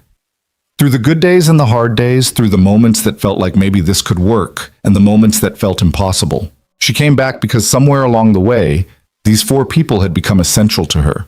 Because going home to her quiet apartment started feeling lonely instead of peaceful. Because she'd catch herself thinking, I should tell Evan about this, or the girls would love this, instead of keeping her experiences separate. Maya noticed the change in her. "You're different," her best friend said one night over drinks. "Lighter, somehow. Like you're not carrying around all that weight anymore." "I think I'm healing," Lauren admitted. "I think I'm finally moving past what David did to me." "Because of Evan?" Maya asked. "Because of all of them," Lauren corrected. "The girls remind me every day that family is about choice, not biology. Evan reminds me that some people actually do stay. And together, they're teaching me that maybe I'm worthy of being chosen, even with all my complications." "You always were worthy," Maya said firmly. "You just needed to believe it." "Yeah," Lauren agreed softly. "I think I'm starting to." One evening in late October, Lauren arrived at the house to find Evan in the kitchen, visibly upset. The girls were in the living room, quieter than usual, playing with unusual solemnity. "What's wrong?" Lauren asked immediately. Evan handed her his phone open to an email. It was from Melissa, his ex-wife. Lauren skimmed it quickly, her heart sinking with each line. "Evan, I'm reaching out because I've been thinking a lot about the girls lately. I made a mistake leaving the way I did. I'd like to see them, maybe start having regular visits. I know I don't have legal custody, but I am still their mother. They deserve to know me. Please consider it. Melissa." "When did this come?" Lauren asked. "An hour ago," Evan said. His hands were shaking slightly. "It's been 3 years since she left. 3 years of nothing but birthday cards that show up late, if they show up at all. And now suddenly she wants to be involved? What are you going to do?" Evan ran his hands through his hair. That gesture she'd learned meant he was stressed. "I don't know. Part of me wants to tell her to go to hell. She doesn't get to walk in and out whenever it's convenient for her. But the other part knows the girls might want to know their mother," Lauren finished gently. "Yeah," Evan said heavily. He looked at her with something desperate in his eyes. "What do I do, Lauren? How do I protect them from this?" Lauren thought about all the cases she'd handled, all the families navigating complicated custody situations, and absent parents who suddenly reappeared. She thought about the law, about parental rights and children's best interests, but mostly she thought about 3 little girls in the living room who'd already been abandoned once. "You tell them the truth," Lauren said finally, "age-appropriate truth, but truth. And then you let them help decide, in whatever way 7-year-olds can decide. Because trying to protect them by keeping it secret will only hurt them more later." "You sound like a lawyer," Evan said, but there was affection in it. "I am a lawyer," Lauren reminded him, "and I've seen this play out dozens of times. Kids always find out eventually. Better they hear it from you, in a way you can control." Evan pulled her into a hug, his face buried against her shoulder. "I don't know what I did to deserve you showing up in my life," he said, muffled against her sweater. "You raised 3 brave little girls who weren't afraid to take a risk," Lauren replied, holding him tight. That's what you did. They told the girls together that evening after dinner. Evan sat them down in the living room and explained as gently as possible that their mother had reached out and wanted to see them. The reactions were predictably mixed and complicated. Arya asked immediately, "Does she want to stay this time?" "I don't know, sweetheart," Evan said honestly. "We'd have to talk about it more." Nora wanted to know what Melissa looked like now, if she'd changed, if she still remembered them even though they were babies when she left. Lila, surprisingly, was the most direct. Why did she leave if she's just going to come back? It was the question they were all thinking. Evan struggled for an answer, and Lauren found herself speaking up. "Sometimes adults make really hard choices," she said carefully. "Choices that don't make sense to kids, or even to other adults. Your mom chose to follow her dream, and your dad chose to stay with you. Those were their choices. But people can change their minds. People can realize they made mistakes." "Did you make a mistake?" Lila asked, turning to look at Lauren directly. "When you chose to come to the cafe that night?" The question hung in the air. Lauren felt Evan's eyes on her, felt the weight of what her answer would mean. "No," Lauren said firmly. "That was the best choice I've made in a long time."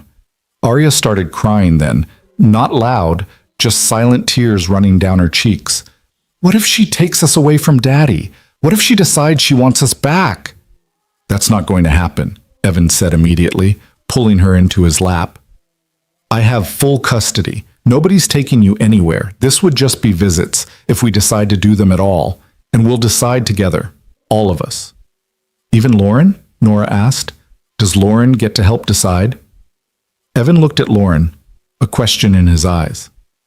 "If you want my help," Lauren said carefully, "I'm here. But this is your family, your decision." "Your family too," Lila said with her characteristic bluntness. "You're here all the time. You help with homework. You know we like the purple toothpaste better than the blue kind. That makes you family." Lauren felt tears prick her own eyes. Evan reached for her hand, squeezing tight. "Lila's right," he said quietly. "You're family.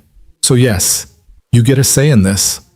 They talked for another hour, answering questions as best they could, letting the girls express all their complicated feelings about a mother they didn't remember but somehow still missed. Finally, they agreed to think about it for a few days before deciding anything.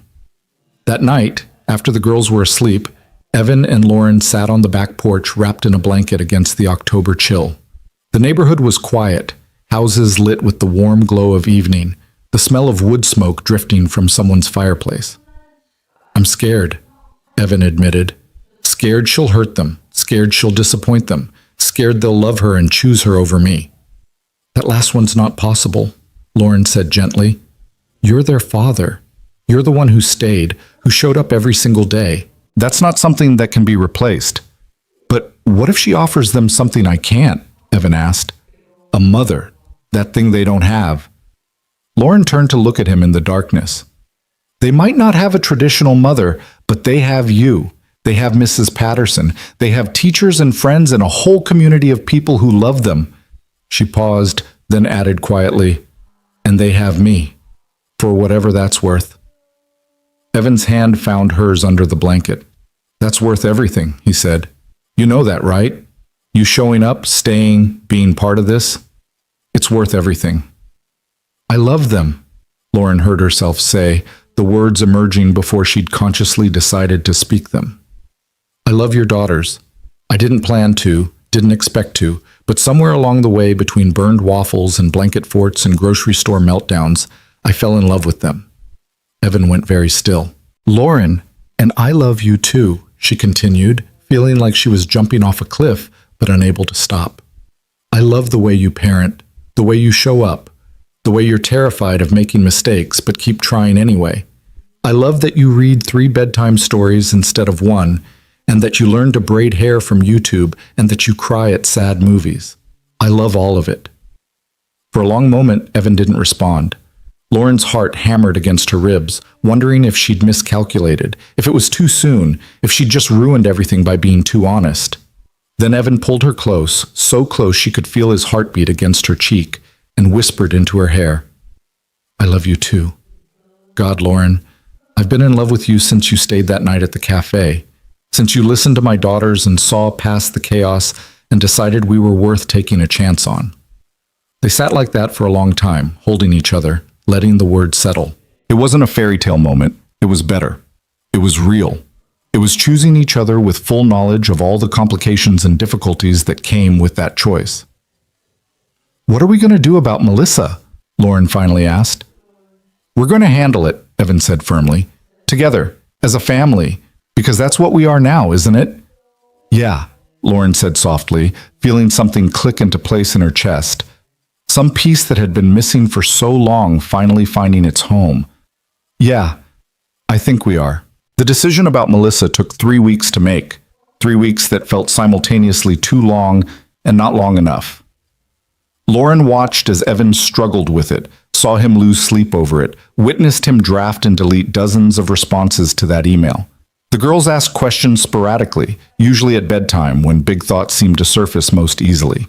They wanted to know if their mother would remember them, if she'd changed, if she was sorry for leaving. Evan answered what he could and admitted when he didn't know, and Lauren loved him even more for his honesty. Finally, on a gray November afternoon, they decided together. Yes, Melissa could visit, but it would be supervised, on their terms, at a neutral location. And if the girls seemed uncomfortable at any point, it would stop immediately. No exceptions. Evan sent the email with Lauren sitting beside him on the couch, her hand on his knee for support. His finger hovered over the send button for a long moment before he pressed it. "Done," he said, exhaling like he'd been holding his breath. "God help us."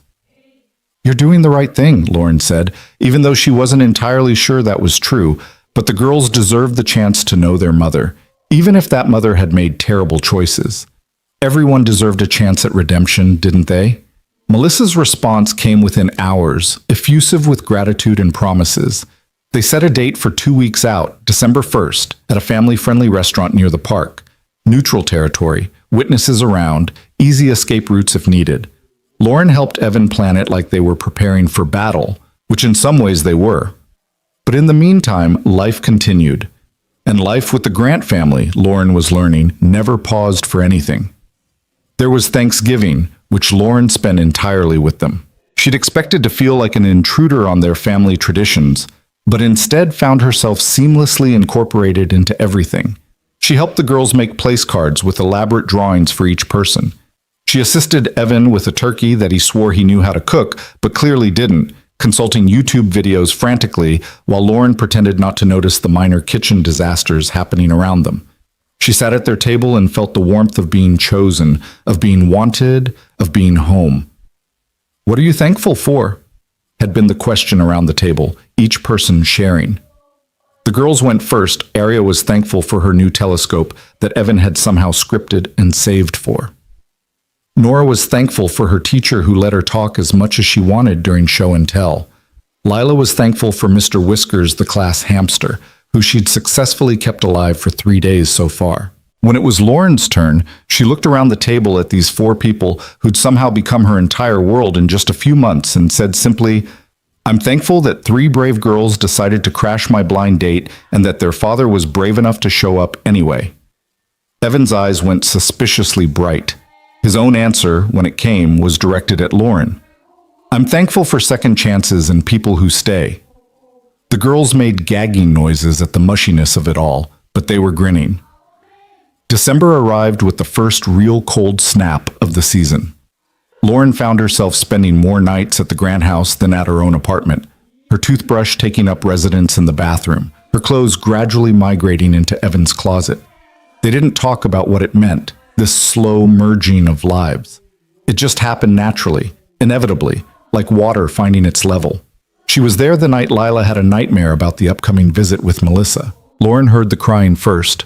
She was a lighter sleeper than Evan, and slipped out of bed to go to the girls' room. She found Lila sitting up in bed, tears streaming down her face, trying not to wake her sisters. "What if she doesn't like us?" Lila whispered when Lauren sat beside her. "What if we're not good enough, and that's why she left?" Lauren's heart cracked. "Oh, sweetheart, that's not how it works. Your mother leaving had nothing to do with whether you were good enough. You were babies, perfect, wonderful babies. Her leaving was about her, not about you." But what if we're different now and she still doesn't want to stay? Lauren pulled the little girl into her lap, smoothing her hair. Then that will still be about her, not about you. Some people aren't good at staying, Lila. That doesn't mean the people they leave behind are somehow lacking. It just means they haven't learned yet that the best things in life require you to show up, even when it's hard. You show up, Lila said softly, even when we're hard. You're not hard, Lauren protested. You're wonderful. We're sometimes hard, Lila said with her characteristic honesty. Daddy says so. He says we're the best hard thing that ever happened to him. Lauren smiled in the darkness. That sounds like your dad.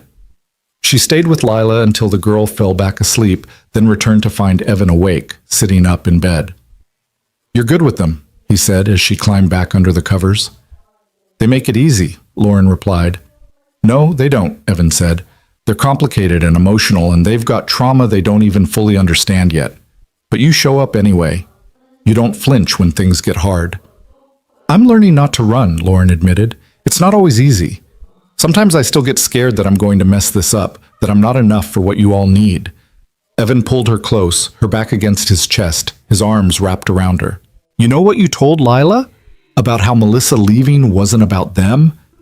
You need to hear that too. David leaving wasn't because you weren't enough. It was because he wasn't enough, not brave enough, not committed enough, not willing to work for something that mattered. When did you get so wise? Lauren asked, her voice thick with emotion. When I had to raise 3 girls alone, Evan said simply. You learn things about what matters, about who shows up, about love being a choice you make every single day, not just a feeling you have when it's convenient. They fell asleep like that, wrapped around each other, and Lauren dreamed of gardens and tree houses and children laughing in autumn leaves. December 1st arrived too quickly. Lauren had offered to sit this one out, to let Evan and the girls meet Melissa without the complication of another person, but the girls had insisted she come. We need you there, Arya had said firmly. In case it gets weird. It's definitely going to get weird, Nora had added. So Lauren found herself walking into a bright, cheerful family restaurant with Evan's hand gripped tightly in hers and 3 nervous girls trailing behind them. They dressed carefully, the girls in matching dresses that they'd picked out themselves, wanting to look nice for this mother they didn't remember. Evan wore a button-down shirt and looked like he might be sick. Lauren had gone with simple black pants and a soft sweater, trying to look supportive but not threatening, present but not intrusive. Melissa was already there, waiting at a booth in the back. Lauren recognized her immediately from the photos Evan kept in a box in the closet, the ones the girls asked to see sometimes. She was beautiful, blonde hair, delicate features, the kind of beauty that translated well to camera. She looked young still, though she had to be in her mid-30s by now. She wore designer clothes and makeup that looked professionally done, and when she stood as they approached, Lauren noticed her hands were shaking. Evan, Melissa said, her voice uncertain. Then her eyes went to the girls, and something in her expression crumbled. Oh my God, you're so big! The girls pressed closer to Evan, suddenly shy. After weeks of questions and curiosity, faced with the reality of their mother, they seemed to shrink. Girls, this is Melissa, Evan said, his voice carefully neutral. Your mother. Hi, Arya managed. Nora and Lila just stared. Melissa's eyes flicked to Lauren, a question in them. And you are? Lauren Hayes, Lauren said, extending her hand because politeness was a reflex even in awkward situations. I'm a friend of the family. Friend, Melissa repeated, and something in her tone suggested she understood it was more than that. Her handshake was brief, perfunctory. I see. They sat down, Evan and the girls on one side, Melissa on the other, Lauren beside Melissa because someone had to, and the spatial dynamics mattered. The waitress came and went with drink orders. Nobody seemed to know what to say. Finally, Melissa cleared her throat. You look so much like me, she said, addressing the girls. All 3 of you. I see myself in your faces. We have Daddy's eyes, Lila pointed out. Blue like the sky. Yes, Melissa agreed. That's true. But your hair, your features, those are from me. There was something in the way she said it that bothered Lauren. Something proprietary. Like she was claiming ownership of these children she'd abandoned. Lauren felt Evan tense beside her. They have your hair, Evan said evenly, but they have their own personalities, their own interests, their own lives that they've built. Of course, Melissa said quickly. I didn't mean... She stopped, started again. Can you tell me about yourselves? What do you like? What are you interested in? The girls looked at each other, that silent communication happening. Then Arya, always the bravest, started talking about her love of astronomy, about the telescope she'd gotten for her birthday, about how she wanted to be an astronaut someday. Nora chimed in about her rock collection, about the different types of minerals she'd learned to identify. Lila talked about art class, about the painting she'd done that was hanging in the school hallway. Melissa listened, nodding, smiling, saying all the right things. But Lauren, who'd spent months learning to read these girls, noticed what Melissa didn't. She noticed that Arya's hands were twisting her napkin under the table, that Nora kept glancing at Evan for reassurance, that Lila's voice got higher the way it did when she was nervous. They sound wonderful, Melissa said when they'd finished. Talented, smart. You've done a good job with them, Evan. The casual compliment, tossed off like Evan was a babysitter rather than their father, made Lauren's jaw clench. Beside her, she felt Evan's leg pressed against hers under the table, a deliberate touch seeking comfort or offering it. They've done a good job being themselves, Evan said carefully. I'm just along for the ride. Always so modest, Melissa said, and there was something in her voice, nostalgia maybe, or regret. She turned back to the girls. I've missed so much.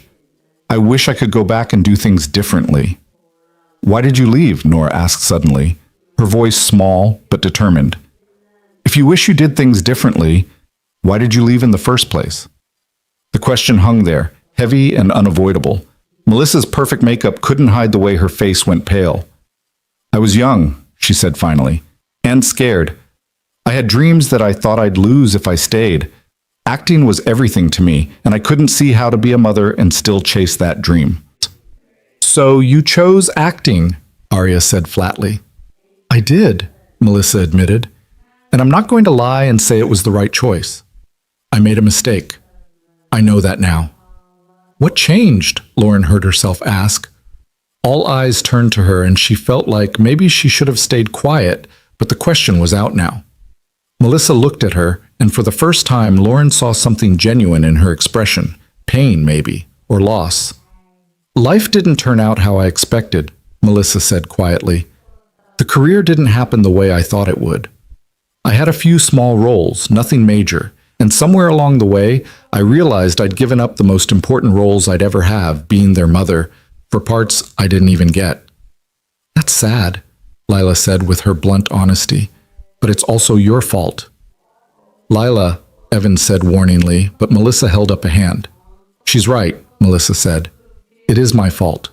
Completely. I made choices that hurt people I should have protected. I don't expect you to forgive me. I just hope maybe we can start to know each other, if you want to. The girls looked at Evan, seeking guidance. He took a breath, clearly choosing his words carefully. That's up to you three, he said. This is your decision. No pressure either way. If you want to get to know Melissa, we can arrange that. If you don't, that's okay too. More silent triplet communication. Lauren watched it happen, feeling like she was witnessing something sacred. These three girls who'd learned to navigate the world together, making another major decision as a unit. Can we think about it? Arya asked finally. Of course, Melissa said quickly. Take all the time you need. I'm not going anywhere. The irony of that statement wasn't lost on anyone at the table. They made it through the rest of the meal with stilted conversation and long pauses. Melissa asked more questions about school, about friends, about their lives. The girls answered politely but with increasing brevity. By the time the check came, everyone looked exhausted. Outside the restaurant, Melissa lingered, clearly reluctant to leave. Can I hug you? She asked the girls. Would that be okay? The girls looked at each other again, then at Evan, then back at Melissa. Finally, Arya stepped forward stiffly. Melissa hugged her carefully, like she was holding something fragile that might break. Nora followed, then Lila. Each hug was brief, formal. Nothing like the way the girls hugged Lauren or Evan or even Mrs. Patterson. Thank you for giving me this chance, Melissa said to Evan. I know I don't deserve it. You're right, Evan said, Not unkindly, but not gently either. But they deserve the chance to decide for themselves what kind of relationship they want with you. So we're doing this for them, not for you. Melissa flinched but nodded. I understand. She left in a sleek car that probably cost more than Evan made in 6 months. They stood in the parking lot watching her drive away, and Lauren saw the tension slowly drain from everyone's shoulders. Well, Evan said finally, that happened. She's pretty, Nora observed, but she's not what I thought she'd be. What did you think she'd be? Lauren asked gently. I don't know, Nora said. More something. She just seemed like a regular person who made really bad choices. That's exactly what she is, Evan said quietly. In the car on the way home, the girls were unusually quiet. Lauren twisted in the passenger seat to look at them, watching their faces in the rearview mirror. You okay back there? She asked. I don't know, Arya said honestly. It was weird. She felt like a stranger. She is a stranger, Lila pointed out. We don't know her at all. But she's supposed to be our mom, Nora said softly. Shouldn't we feel something? Shouldn't there be some kind of connection because she's our mom?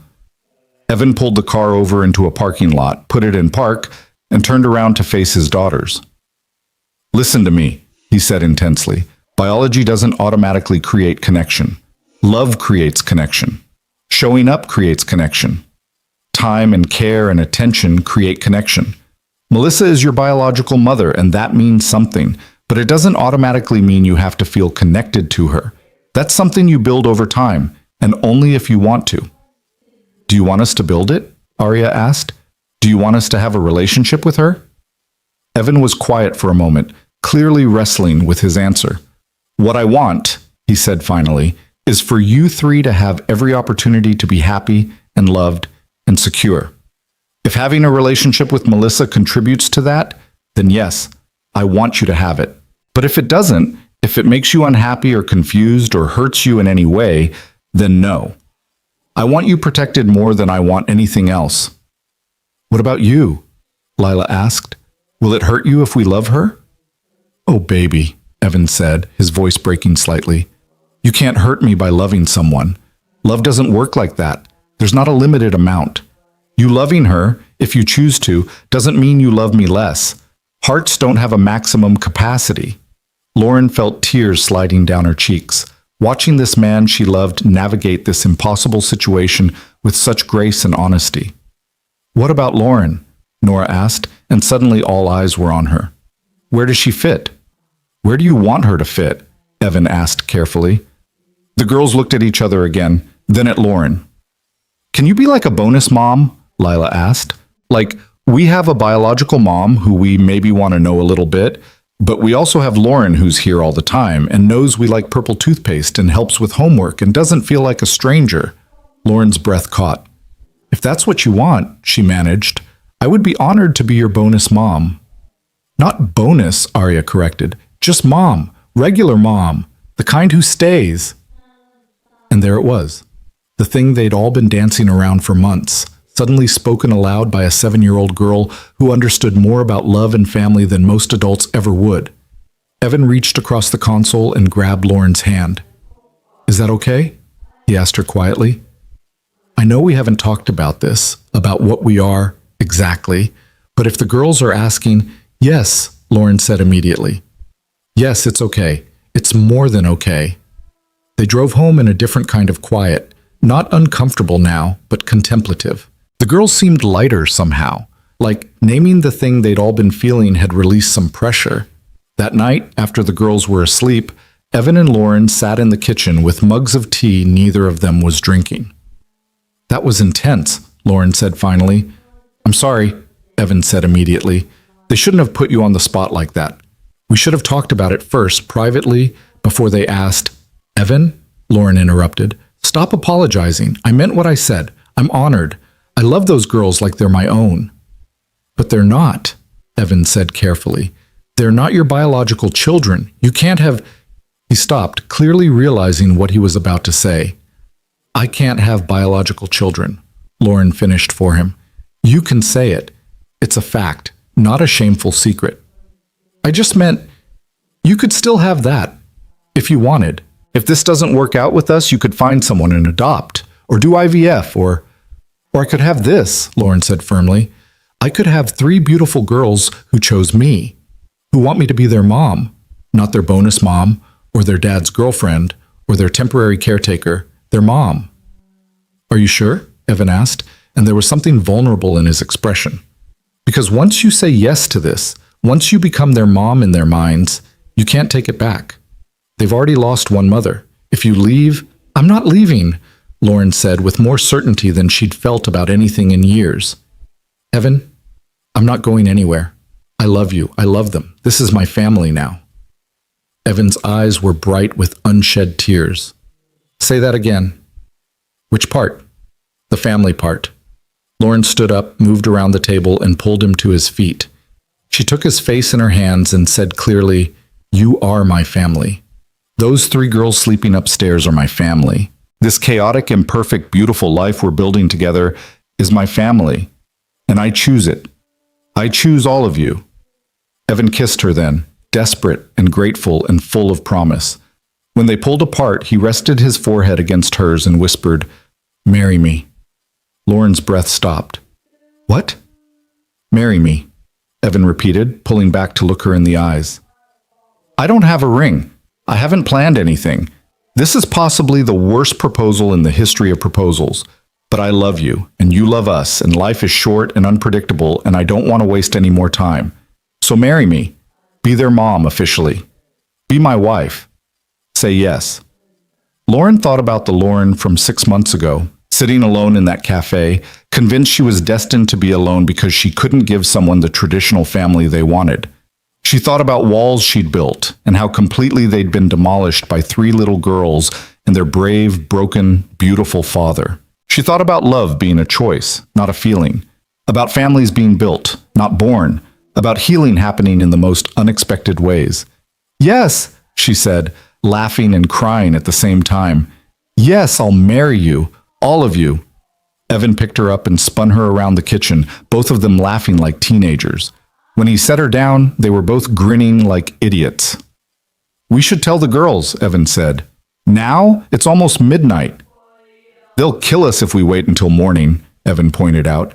You know they will. He was right. They crept upstairs and gently woke the girls, who were groggy and confused, until Evan said, Lauren and I have something to tell you. All 3 girls sat up immediately, sleep vanishing. Are you getting married? Arya asked with the confidence of someone who'd been expecting this. Yes, Evan confirmed. If that's okay with you 3. The squealing that followed was loud enough that Evan had to shush them before they woke the neighbors. The girls piled out of their beds and threw themselves at Lauren, a tangle of pajamas and blonde hair and pure joy. Does this mean you're really our mom now? Lila asked. If you want me to be, Lauren said. We want, all 3 girls said together. They ended up having an impromptu celebration in the girls' room, sitting in a circle on the floor at midnight, making plans for a wedding that would undoubtedly be chaotic and imperfect and absolutely perfect for them. Can we wear matching dresses? Nora asked. Whatever you want, Lauren promised. Can we help plan everything? Arya added. Every single detail, Evan confirmed. Can we tell everyone at school that we have a mom now? Lila asked, and the question was so full of hope that Lauren felt her heart might actually burst. Yes, she said, pulling Lila close. You can tell everyone because it's true. You have a mom. You've had one for a while now. We're just making it official. Eventually, they got the girls settled back in bed, though sleep was clearly going to be elusive for everyone. Lauren and Evan returned to their room, climbing into bed still giddy with the enormity of what they'd just decided. We're really doing this, Evan said, sounding slightly awed. We're really doing this, Lauren confirmed. You know it's going to be chaos, right? Planning a wedding with 3 7-year-olds as consultants? I'm counting on it, Lauren said, snuggling closer to him. I wouldn't want it any other way. She fell asleep that night, engaged to a man she'd known for less than 6 months, about to become the mother to 3 children she'd met at a cafe when they crashed her blind date. By any reasonable standard, it was too fast, too much, too risky. But love, Lauren was learning, wasn't reasonable. It was brave. It was choosing each other every day. It was showing up even when you were scared. It was three little girls who refused to let their father give up on happiness. It was burnt waffles and blanket forts and homework help and middle-of-the-night nightmare comfort.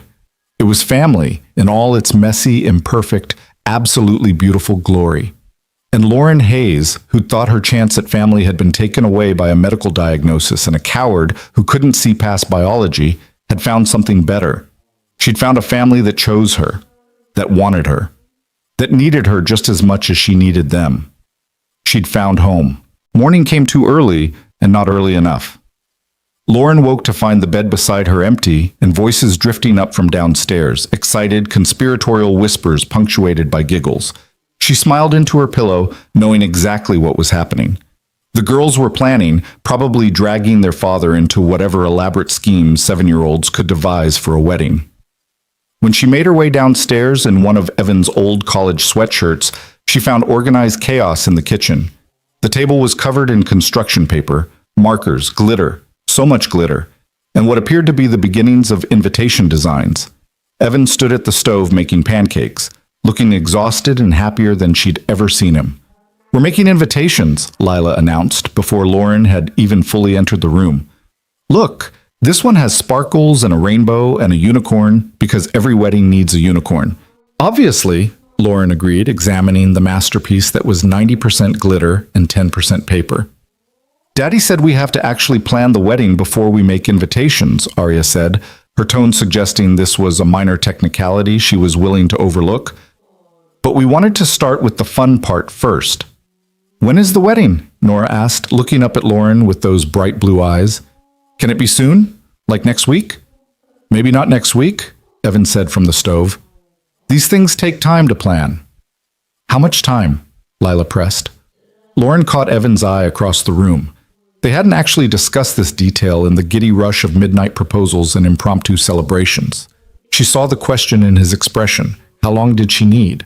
How much time to be sure? "How about spring?" Lauren suggested. "Maybe April or May. That gives us time to plan something nice, but it's not too far away." "That's like 1,000,000 years," Lila groaned. 4 or 5 months, Arya corrected, which is a lot, but not actually 1,000,000. "Still feels like 1,000,000, Lila muttered, but she went back to her glitter with renewed determination. The next weeks blurred together in the best way possible. Lauren officially moved in, not gradually this time, but with purpose. Maya helped her pack up her apartment, making comments the entire time about how this was the fastest she'd ever seen Lauren move on anything. "6 months ago, you were convinced you'd be alone forever," Maya said, wrapping dishes in newspaper. "Now you're getting married and becoming an instant mother to triplets. You don't do anything halfway, do you?" "Apparently not," Lauren agreed, carefully packing the framed photo of her own mother, the only thing from her old life she truly cared about keeping close. "Are you scared?" Maya asked more seriously, setting down her packing duties to look at Lauren directly. Lauren considered the question. "Terrified," she admitted. "Every single day I wake up and think, what if I mess this up? What if I'm not good enough at this mom thing? What if the girls realize they made a mistake? What if Evan realizes he proposed too fast and regrets it?" "But," Maya prompted, because she knew Lauren well enough to know there was a but. "But I'm more scared of not trying," Lauren finished. "I'm more scared of walking away from this and spending the rest of my life wondering what if. These people, they've shown me what love actually looks like. Not the fairy tale version, but the real version. The version that's messy and complicated and requires you to show up even when you're scared. And I want that. I want all of it." Maya pulled her into a hug. "You deserve it," she said fiercely. "All of it. And for what it's worth, I think you're going to be an amazing mom." The girls helped unpack boxes in what was now officially Lauren's home too, not just the place she stayed sometimes. They insisted on organizing her clothes, which meant everything got sorted by color rather than any logical system. But Lauren didn't care.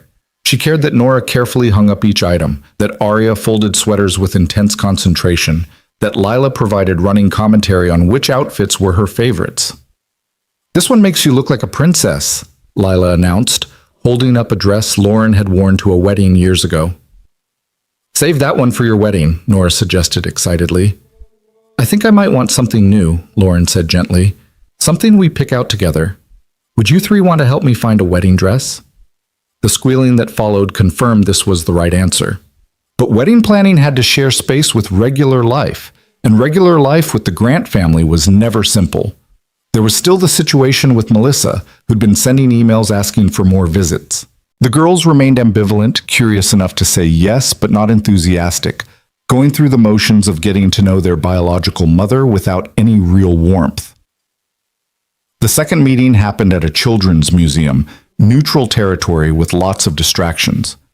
Lauren went again, not hovering, but present, watching as Melissa tried too hard to connect. She brought expensive gifts, an elaborate doll for Lila, a professional telescope for Arya that was far too advanced, a jewelry-making kit for Nora, who'd never expressed interest in jewelry.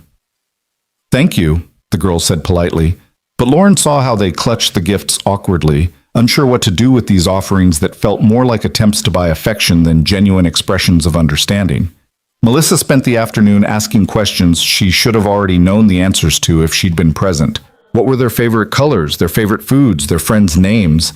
The girls answered dutifully, but there was a distance there, a wall that Melissa couldn't seem to breach no matter how hard she tried. Afterward, in the car, Arya said quietly, "She's trying. I can tell she's trying, but it feels fake, like she's reading from a script of how to be a mom instead of actually being one." "That's because she doesn't know you yet," Evan said carefully, ever diplomatic. "People who love you know these things naturally because they're around you all the time. Melissa is starting from scratch." "You didn't have to start from scratch," Lila pointed out. "You were there from the beginning." "I was," Evan agreed, "and that made it easier. I learned about you as you learned about yourselves." "Lauren didn't start from the beginning either," Nora observed, "but she learned fast. She knew about the purple toothpaste after like 2 visits." "That's because Lauren paid attention," Arya said.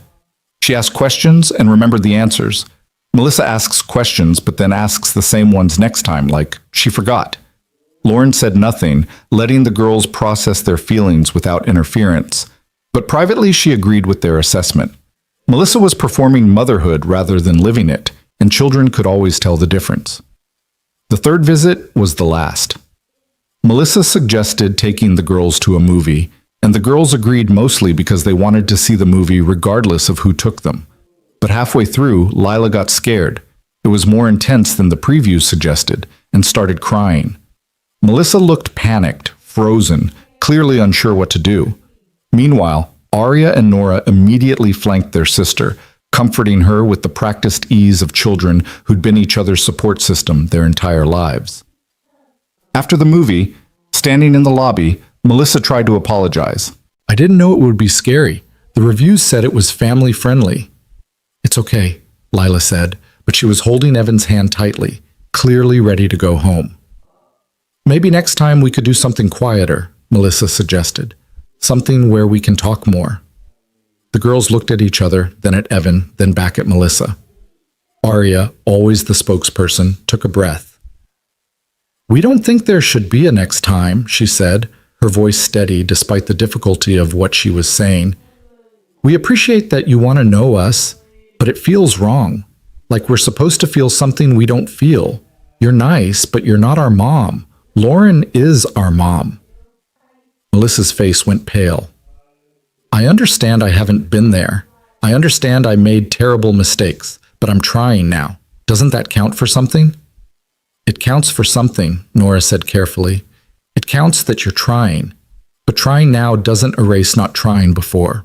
And we already have a family that was there from the beginning, a family that chose us and that we chose back."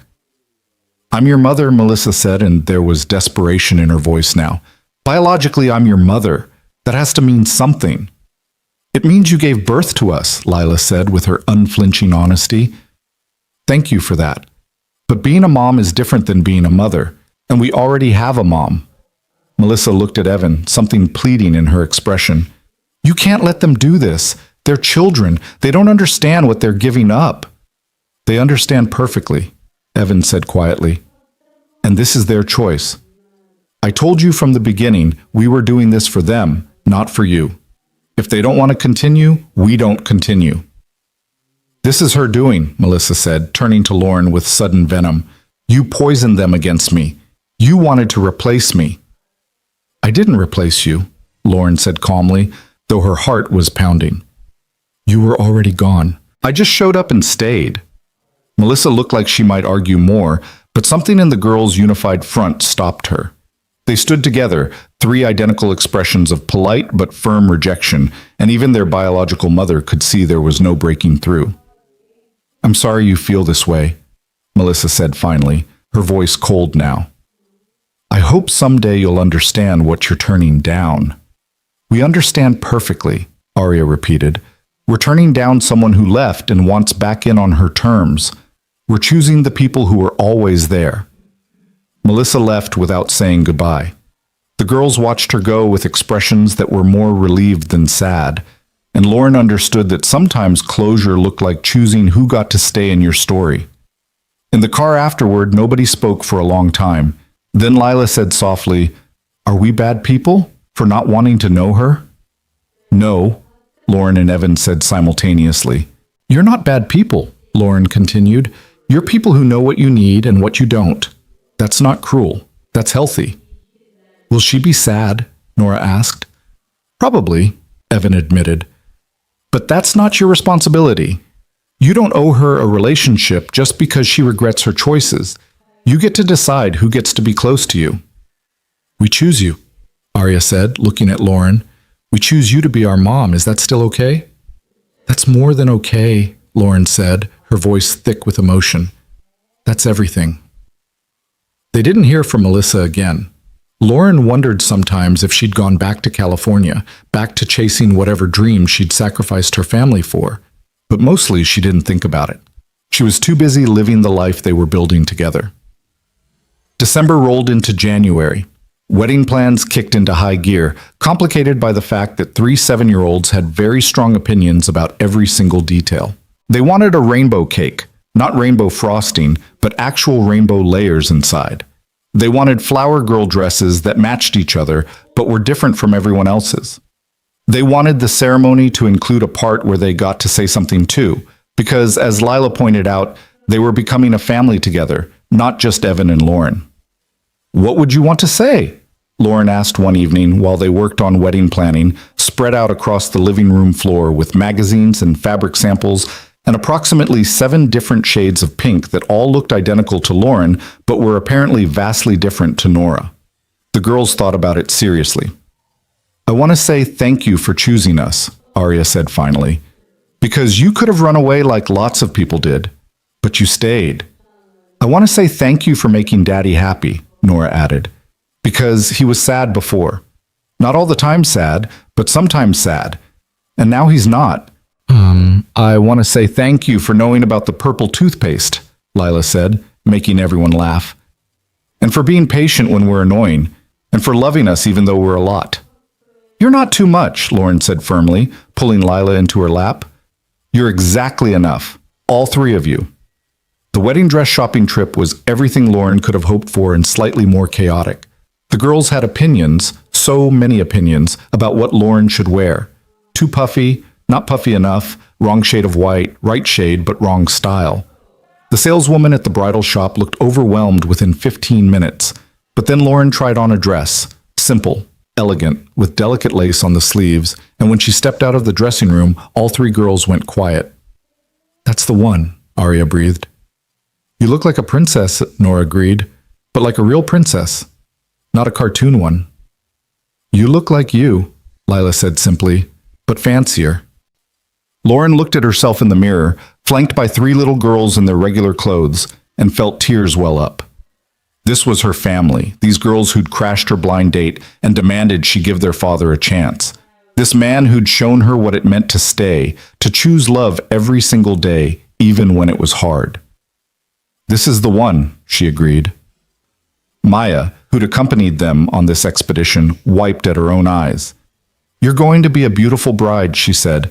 "Your mom would be so proud." Lauren thought about her mother, about the garden they'd tended together, about the lessons she'd learned about love and patience and showing up.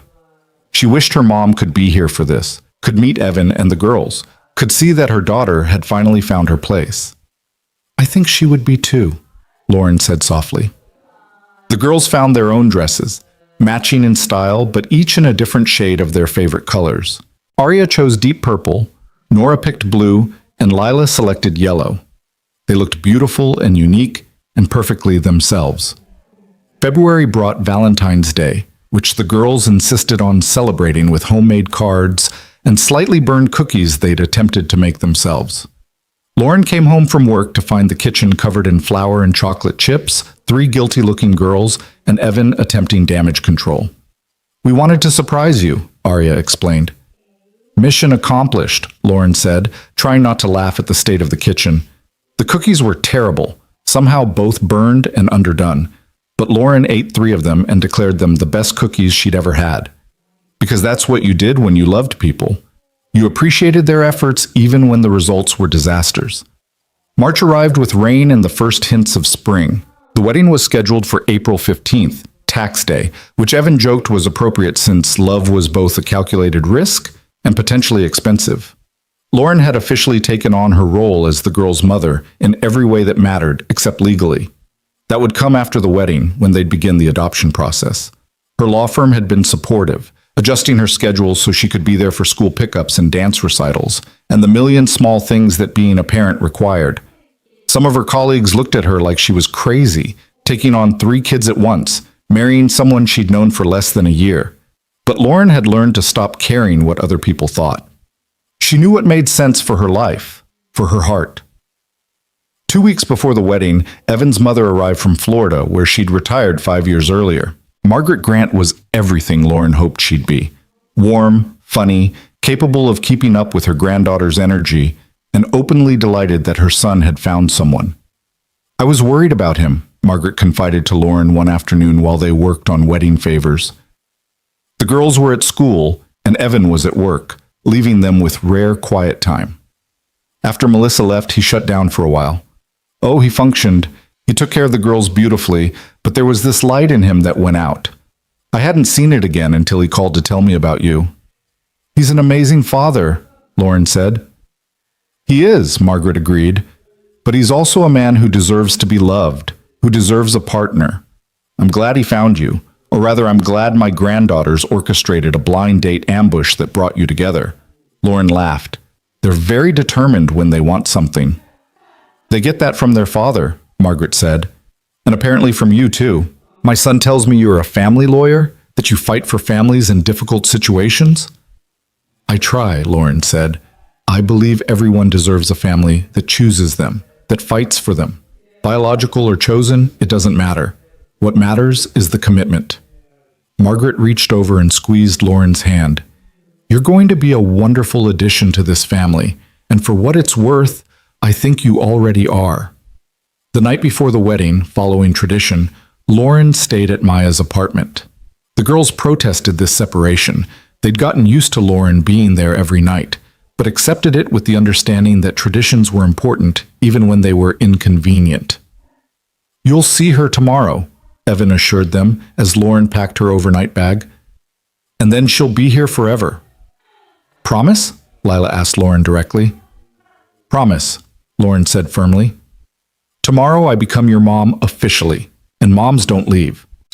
At Maya's apartment, surrounded by wedding dress preparations and last-minute details, Lauren felt the reality of what was about to happen settle over her. Tomorrow she was getting married. Tomorrow she was becoming a wife and a mother simultaneously. Tomorrow her entire life was changing in ways she couldn't even fully comprehend yet. "Having second thoughts?" Maya asked, watching her friend's face. "Not even a little," Lauren said immediately. "More like, first thoughts? Final thoughts? I'm just taking it all in. 6 months ago, I was alone and convinced I'd always be alone. And tomorrow, I'm marrying a man I love desperately and becoming the mother to 3 incredible little girls who chose me. How did this happen?" "You let it happen," Maya said simply. "You let down your walls. You took a risk. You stayed even when you were scared." "Best decision I ever made," Lauren said. "Second best," Maya corrected. "The best decision was that first night at the cafe when 3 random kids showed up and you didn't immediately run away screaming." Lauren laughed. "That's fair." That was a pretty pivotal moment. She slept fitfully that night, dreams mixing with waking thoughts until her alarm went off at 7. Her wedding day had arrived. The ceremony was at Rosewood Cafe. Where else could it be? They'd rented out the entire place for the afternoon, decorated it with spring flowers and twinkling lights. It was small, intimate, just close friends and family. Lauren's father had passed away years ago, so Maya would walk her down the aisle. The girls would stand with them, part of the ceremony rather than just witnesses to it. Lauren was getting ready in the cafe's back room when she heard a soft knock. "Come in," she called, expecting Maya. Instead, 3 little girls in their colorful dresses peeked around the door. "We're not supposed to see you yet," Arya said, "but we made you something and we wanted to give it to you before." They filed in, holding something carefully. It was a card, handmade, covered in their trademark excessive glitter. On the front, in careful lettering, it said, "To our mom." Lauren's vision blurred immediately. "You made this?" "Open it," Nora urged. Inside, each girl had written a message in their distinctive handwriting. Arya's was neat and precise. "Thank you for staying. Thank you for choosing us. Thank you for making our family complete." Nora's was enthusiastic and slightly messy. "We love you so much. You're the best mom ever. Today is the best day." Lila's was shortest, but hit hardest. "You're the mom we always wanted. Love, Lila." Lauren pulled all 3 girls into a hug, not caring that she was probably getting makeup on their dresses, or that she was crying and would need to redo her face. "I love you 3 so much," she said. "Thank you for being brave enough to find me that night. Thank you for giving your dad and me a chance. Thank you for being exactly who you are." "Are you nervous?" Arya asked. "A little," Lauren admitted, "but more excited than nervous. I get to marry your dad and officially become your mom. That's pretty much the best thing ever." "We're excited too," Nora said. "Daddy's been pacing all morning. Mrs. Patterson had to tell him to stop before he wore out the carpet." Lauren smiled through her tears, picturing Evan just as nervous and excited as she was. The girls left to take their places, and Maya came in to help Lauren finish getting ready. 20 minutes later, Lauren stood at the entrance to the cafe, looking down an aisle lined with their closest friends and family. At the end, Evan waited with the officiant, looking impossibly handsome in his dark suit, his eyes already shining with emotion. The girls stood beside him, each holding a small bouquet, their faces lit with joy. The ceremony was simple and perfect. Evan's vows made Lauren cry. He talked about burned pancakes and blind dates and 3 brave little girls who taught him that love was worth the risk. He talked about Lauren showing up and staying, about her choosing not just him, but all of them, about how she'd taken their broken family and made it whole. Lauren's vows were probably incoherent through her tears, but she managed to say what mattered, that Evan had shown her what real love looked like, that his daughters had reminded her that family was about choice, that she'd spent 3 years believing she wasn't enough until 4 people proved her wrong. Then came the part the girls had requested. The officiant invited them forward, and they stood between Evan and Lauren, forming a circle. "We want to make promises too," Arya said, her voice clear and confident, "because we're becoming a family together." "I promise to listen when you talk," Nora said, "and to remember the important stuff like purple toothpaste and how you like your coffee." "I promise to be patient," Lila added, "even when you make mistakes, because everyone makes mistakes, and that's okay." "And we all promise to love you forever," Arya finished, "because that's what families do. They stay." There wasn't a dry eye in the cafe. The officiant, slightly choked up himself, completed the ceremony. When he said, "You may kiss the bride," the girls cheered so loudly that several guests laughed. The reception was everything a wedding should be: good food, terrible dancing, speeches that were both heartfelt and slightly embarrassing. Margaret told stories about Evan as a child that made the girls shriek with laughter. Maya gave a toast about Lauren's journey from heartbreak to healing. The girls performed a dance they'd choreographed themselves that was mostly enthusiastic jumping, but absolutely precious. Lauren danced with Evan, with the girls, with her new mother-in-law, with Maya. She ate too much cake, the rainbow layer cake the girls had insisted on, which was as delicious as it was colorful. She laughed until her cheeks hurt and cried happy tears more times than she could count. As the afternoon faded into evening, she found herself standing at the cafe window, looking out at the street where she'd parked that night 6 months ago, where she'd walked in expecting disappointment and found everything instead. Evan came up behind her, wrapping his arms around her waist. "What are you thinking about?" "That night," Lauren said, "when I sat at that table, alone, convinced I was destined to be alone forever. I was so angry at myself for even trying, for hoping." "And now?" Evan prompted. "Now I'm grateful I tried. Grateful I stayed when 3 little matchmakers showed up with an absurd plan.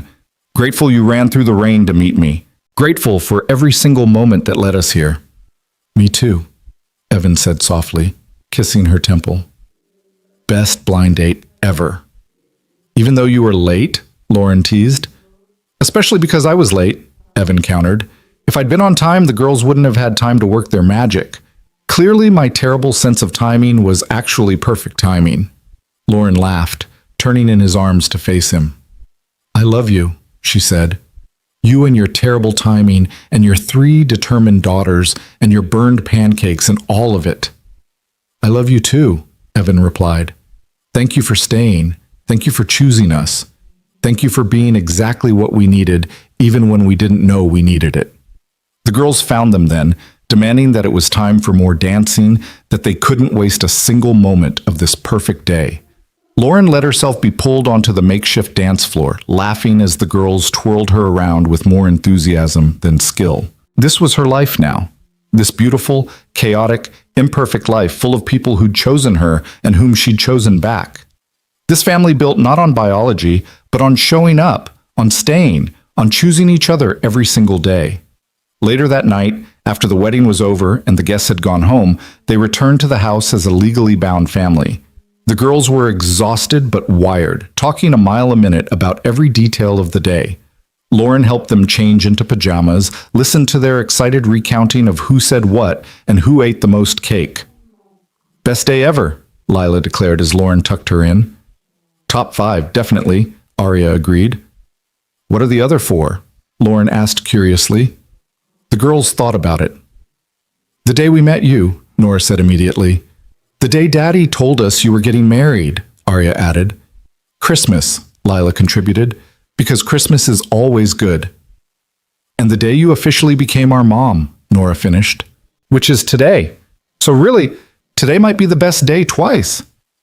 Lauren kissed each of their foreheads, overwhelmed with love for these 3 small humans who'd changed her entire life trajectory.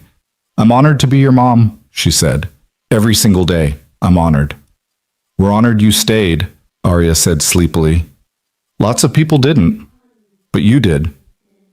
Downstairs, Lauren found Evan opening a bottle of champagne, 2 glasses waiting. "To Mrs. Grant," he said, handing her a glass.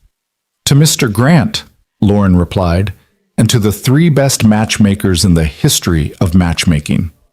They clinked glasses and drank, sitting on the couch that Lauren now thought of as theirs, in the house that was now hers, with 3 children sleeping upstairs who were now legally hers too. The adoption paperwork would be filed first thing Monday morning. "What do you think they'll remember about today?" Evan asked. 20 years from now, when they're telling their own kids about our wedding, what details will stick?" "Probably the rainbow cake," Lauren said immediately, making Evan laugh. "But maybe also the promises they made. The way they stood up there and committed to this family with just as much intention as we did. That felt important." "It was important," Evan agreed. "They're not just witnessing us becoming a family, they're part of creating it. That's different." "Everything about this is different," Lauren said softly. "Different from what I expected my life to look like. Different from what I thought I wanted. Better than anything I could have planned." "Same," Evan said, pulling her close. "I thought my story was over. I thought I'd had my chance at love and lost it, and now I was just a single dad doing his best. I never expected 3 determined 7-year-olds to stage an intervention that would change everything." "Thank God for determined 7-year-olds, Lauren said. They sat in comfortable silence, finishing their champagne, listening to the house settle around them. This house that now held all their stories, the burned breakfasts and blanket forts, the homework struggles and bedtime stories, the hard conversations and joyful celebrations. Every room held memories they'd built together, and every day would add more. "Lauren," Evan said after a while, "Do you ever think about what your ex-fiancé said, about how this wasn't what he signed up for?" Lauren considered the question. She could barely remember David's face now, could barely recall why she'd wanted to marry him in the first place. That version of herself, the one who'd been destroyed by his rejection, felt like a stranger. "Sometimes," she admitted, "but only to think how wrong he was. He acted like my medical situation was a deal breaker, like I was somehow deficient because I might not be able to have biological children. But he was wrong. This," she gestured around the house, encompassing everything it represented. "This is what I signed up for. This is what I was always supposed to have. I just didn't know it yet." "The girls aren't a consolation prize," Evan said quietly. "You know that, right? You're not settling for someone else's children because you can't have your own. You chose this. You chose them." "I chose them," Lauren confirmed, "and I'd choose them again every single time. They're not my backup plan or my second choice. They're my first choice, my only choice. The three best decisions I've ever made." "Four," Evan corrected with a smile. "You chose me too." "That was easier," Lauren teased. "You came as a package deal with three amazing kids. I was really just choosing them and you were the bonus." Evan laughed, the sound filling the quiet house, and Lauren thought about how much she loved that sound, how she'd do almost anything to hear it. She thought about 6 months ago, sitting in that cafe convinced she was unlovable and alone. She thought about three little girls brave enough to take a risk for their father's happiness. She thought about all the moments between then and now that had built this life, this family, this love. Monday morning came too soon. Lauren woke to her first full day as Mrs. Grant, as a wife and a mother, as someone who belonged to this family as much as they belonged to her. The girls bounded into the bedroom at 7, jumping on the bed with complete disregard for the fact that it was supposedly a honeymoon morning. "We made you breakfast," Nora announced proudly. "Without burning anything," Lila added. "Mostly without burning anything," Arya corrected. "There was a small incident with the toast."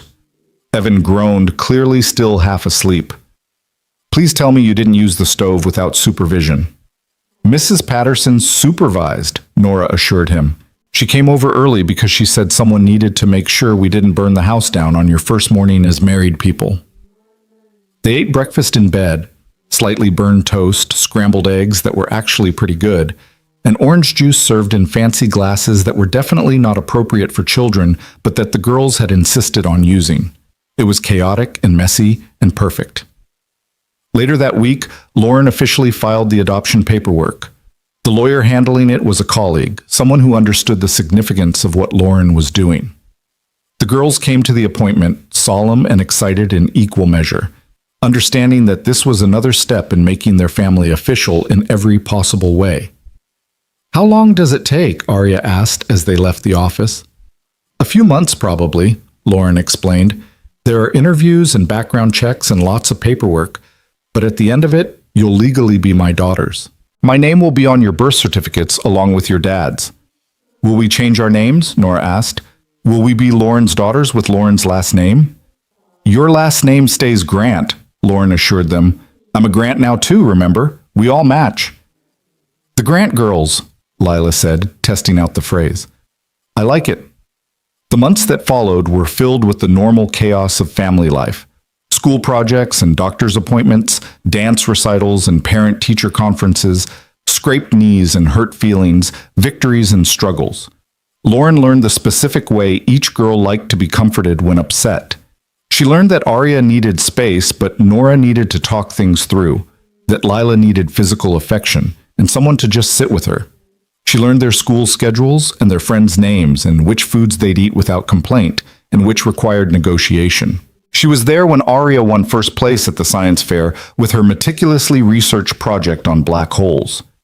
She was there when Nora finally mastered long division and cried with relief. She was there when Lila got the lead in the school play and spent weeks practicing her lines until everyone in the house could recite them from memory. She was also there for the hard moments, when Arya had a falling out with her best friend and came home crying, when Nora struggled with a teacher who didn't understand her learning style, when Lila got sick with the flu and needed constant care. She was there in all the ways that mattered, in all the ways that made her their mother regardless of what the legal paperwork said. Summer arrived with its promise of long days and new adventures. They took a vacation to the beach, the girls' first real trip anywhere.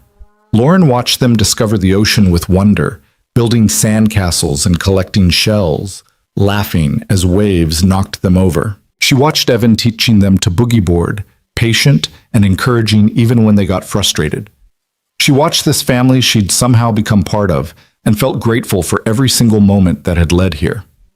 One evening, sitting on the beach while the girls played at the water's edge and Evan attempted to grill burgers at their rental's tiny patio, Lauren's phone rang. Unknown number. She almost didn't answer, but something made her pick up. "Lauren? It's Melissa." Lauren's breath caught. She hadn't heard from Melissa since that final meeting in February, hadn't expected to hear from her again. "Melissa, hi. I'm calling because I wanted to tell you something," Melissa said, her voice different than Lauren remembered, softer, more genuine. "I've been in therapy, dealing with a lot of things, and my therapist asked me to reach out to the people I've hurt, not to ask for forgiveness, but just to acknowledge the harm I caused." "Okay," Lauren said carefully. "I was angry at you," Melissa continued. "After that last visit, I blamed you for turning the girls against me. But that wasn't fair. You didn't turn them against me. I did that myself when I left, and you didn't replace me. You filled a space I'd left empty. I wanted you to know that I understand that now, and I'm grateful they have you, even though it hurts to admit it." Lauren didn't know what to say. She looked at the girls, at Evan, at this life she'd built. "They're amazing kids," she finally managed. "They are," Melissa agreed, "and you're clearly a good mother to them, better than I would have been, probably. I'm not built for that kind of constant presence, but you are. So thank you for being what they needed when I couldn't be." "You're welcome," Lauren said quietly. "I hope you find what you're looking for, Melissa. I really do." After she hung up, Evan came over, 2 beers in hand. "Everything okay? You look thoughtful." "That was Melissa," Lauren said, calling to apologize, essentially, to acknowledge that the girls needed what I could give them. "How do you feel about that?" Evan asked. Lauren considered the question, watching the girls shriek with laughter as a wave caught them by surprise. "I feel peaceful," she decided. "I'm not angry at her. I'm not threatened by her. I'm just grateful that everything worked out the way it was supposed to. Those girls needed a mom who could stay. I needed a family to belong to. Melissa needed to follow her own path. Everyone ended up where they were supposed to be." "Very zen of you," Evan said with a smile. "Very happy of me," Lauren corrected. "I'm just happy. Is that too simple?" "Happiness is never too simple," Evan said, pulling her close. "It's exactly complicated enough." The adoption was finalized in September, right as the girls started 2nd grade. They celebrated with a party, smaller than the wedding, but no less significant. Lauren's name was officially added to their birth certificates, making her their legal mother in every way. The girls each received a certificate from the court, which they immediately insisted on hanging in their room. That night, tucking them in, Lauren felt the weight of what had happened truly settle on her. These were her daughters. Legally, emotionally, permanently her daughters. No one could take that away. No one could question it. She was their mother, and they were her children, and it was real. "Mom?" Arya said. She'd started calling Lauren Mom immediately after the wedding, but it still gave Lauren a thrill every time. "Yes, sweetheart? Do you think our story is special, like the way we became a family?" Lauren thought about it. "I think every family's story is special in its own way, but yes, I think ours is pretty unique. Not many families start with 3 girls crashing a blind date." "I'm glad we did," Nora said, "even though we got in so much trouble." "We're still a little bit grounded," Lila added. "Daddy says what we did was dangerous, even though it worked out." "Your dad's right," Lauren said. "It was dangerous. But I'm also very, very glad you did it. You changed my life, all of our lives." "You changed ours too," Arya said softly. "You made us complete. We were okay before, but now we're better. Now we're whole." Lauren kissed each of their foreheads, turned out the light, and stood in the doorway for a moment, watching them settle into sleep. These three brave, determined, wonderful girls who'd decided their father deserved happiness and had done something audacious about it. Downstairs, she found Evan working on a design for his current project, but he closed his laptop when she entered. "Girls all settled?" "All settled," Lauren confirmed. She sat beside him, and he immediately pulled her close. They sat in comfortable silence, listening to the house breathe around them. "You know what I realized today?" Evan said after a while. "When we were at the courthouse making the adoption official?" "What's that?" "I realized I don't remember what my life felt like before you. I know logically it's only been about 10 months since that night at the cafe, but emotionally it feels like you've always been here. Like we were incomplete before and now we're whole, and I can't even picture us any other way." "I know what you mean," Lauren said.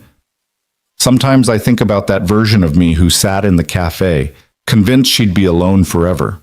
She feels like a different person, like someone I used to know but don't really recognize anymore." "She was brave, though," Evan pointed out. "That version of you, she stayed when 3 random kids showed up. She gave me a second chance. She took a massive risk on a complicated situation. Without her bravery, we wouldn't be here." "True," Lauren acknowledged. "I guess she deserves some credit." "She deserves all the credit," Evan said firmly. "She decided to take a chance on love when love had hurt her. That's the bravest thing anyone can do." Lauren felt tears well up. Happy tears, grateful tears. "I love you," she said. "I love this life we've built. I love those 3 girls sleeping upstairs. I love that I get to wake up every morning and choose this. Choose all of you. Choose this beautiful, chaotic, perfect family." "I love you too," Evan replied. "Thank you for staying. Thank you for choosing us. Thank you for being brave enough to let down your walls and let us in." They kissed then, sweet and slow, a reaffirmation of everything they'd promised each other on their wedding day. When they pulled apart, Evan smiled and said, "Want to make some burned pancakes tomorrow, for old time's sake?"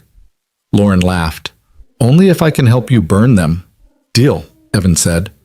Upstairs, 3 little girls slept peacefully, dreaming whatever dreams 7-year-olds dream. They were safe and loved, and part of a family that had chosen each other deliberately, completely, permanently.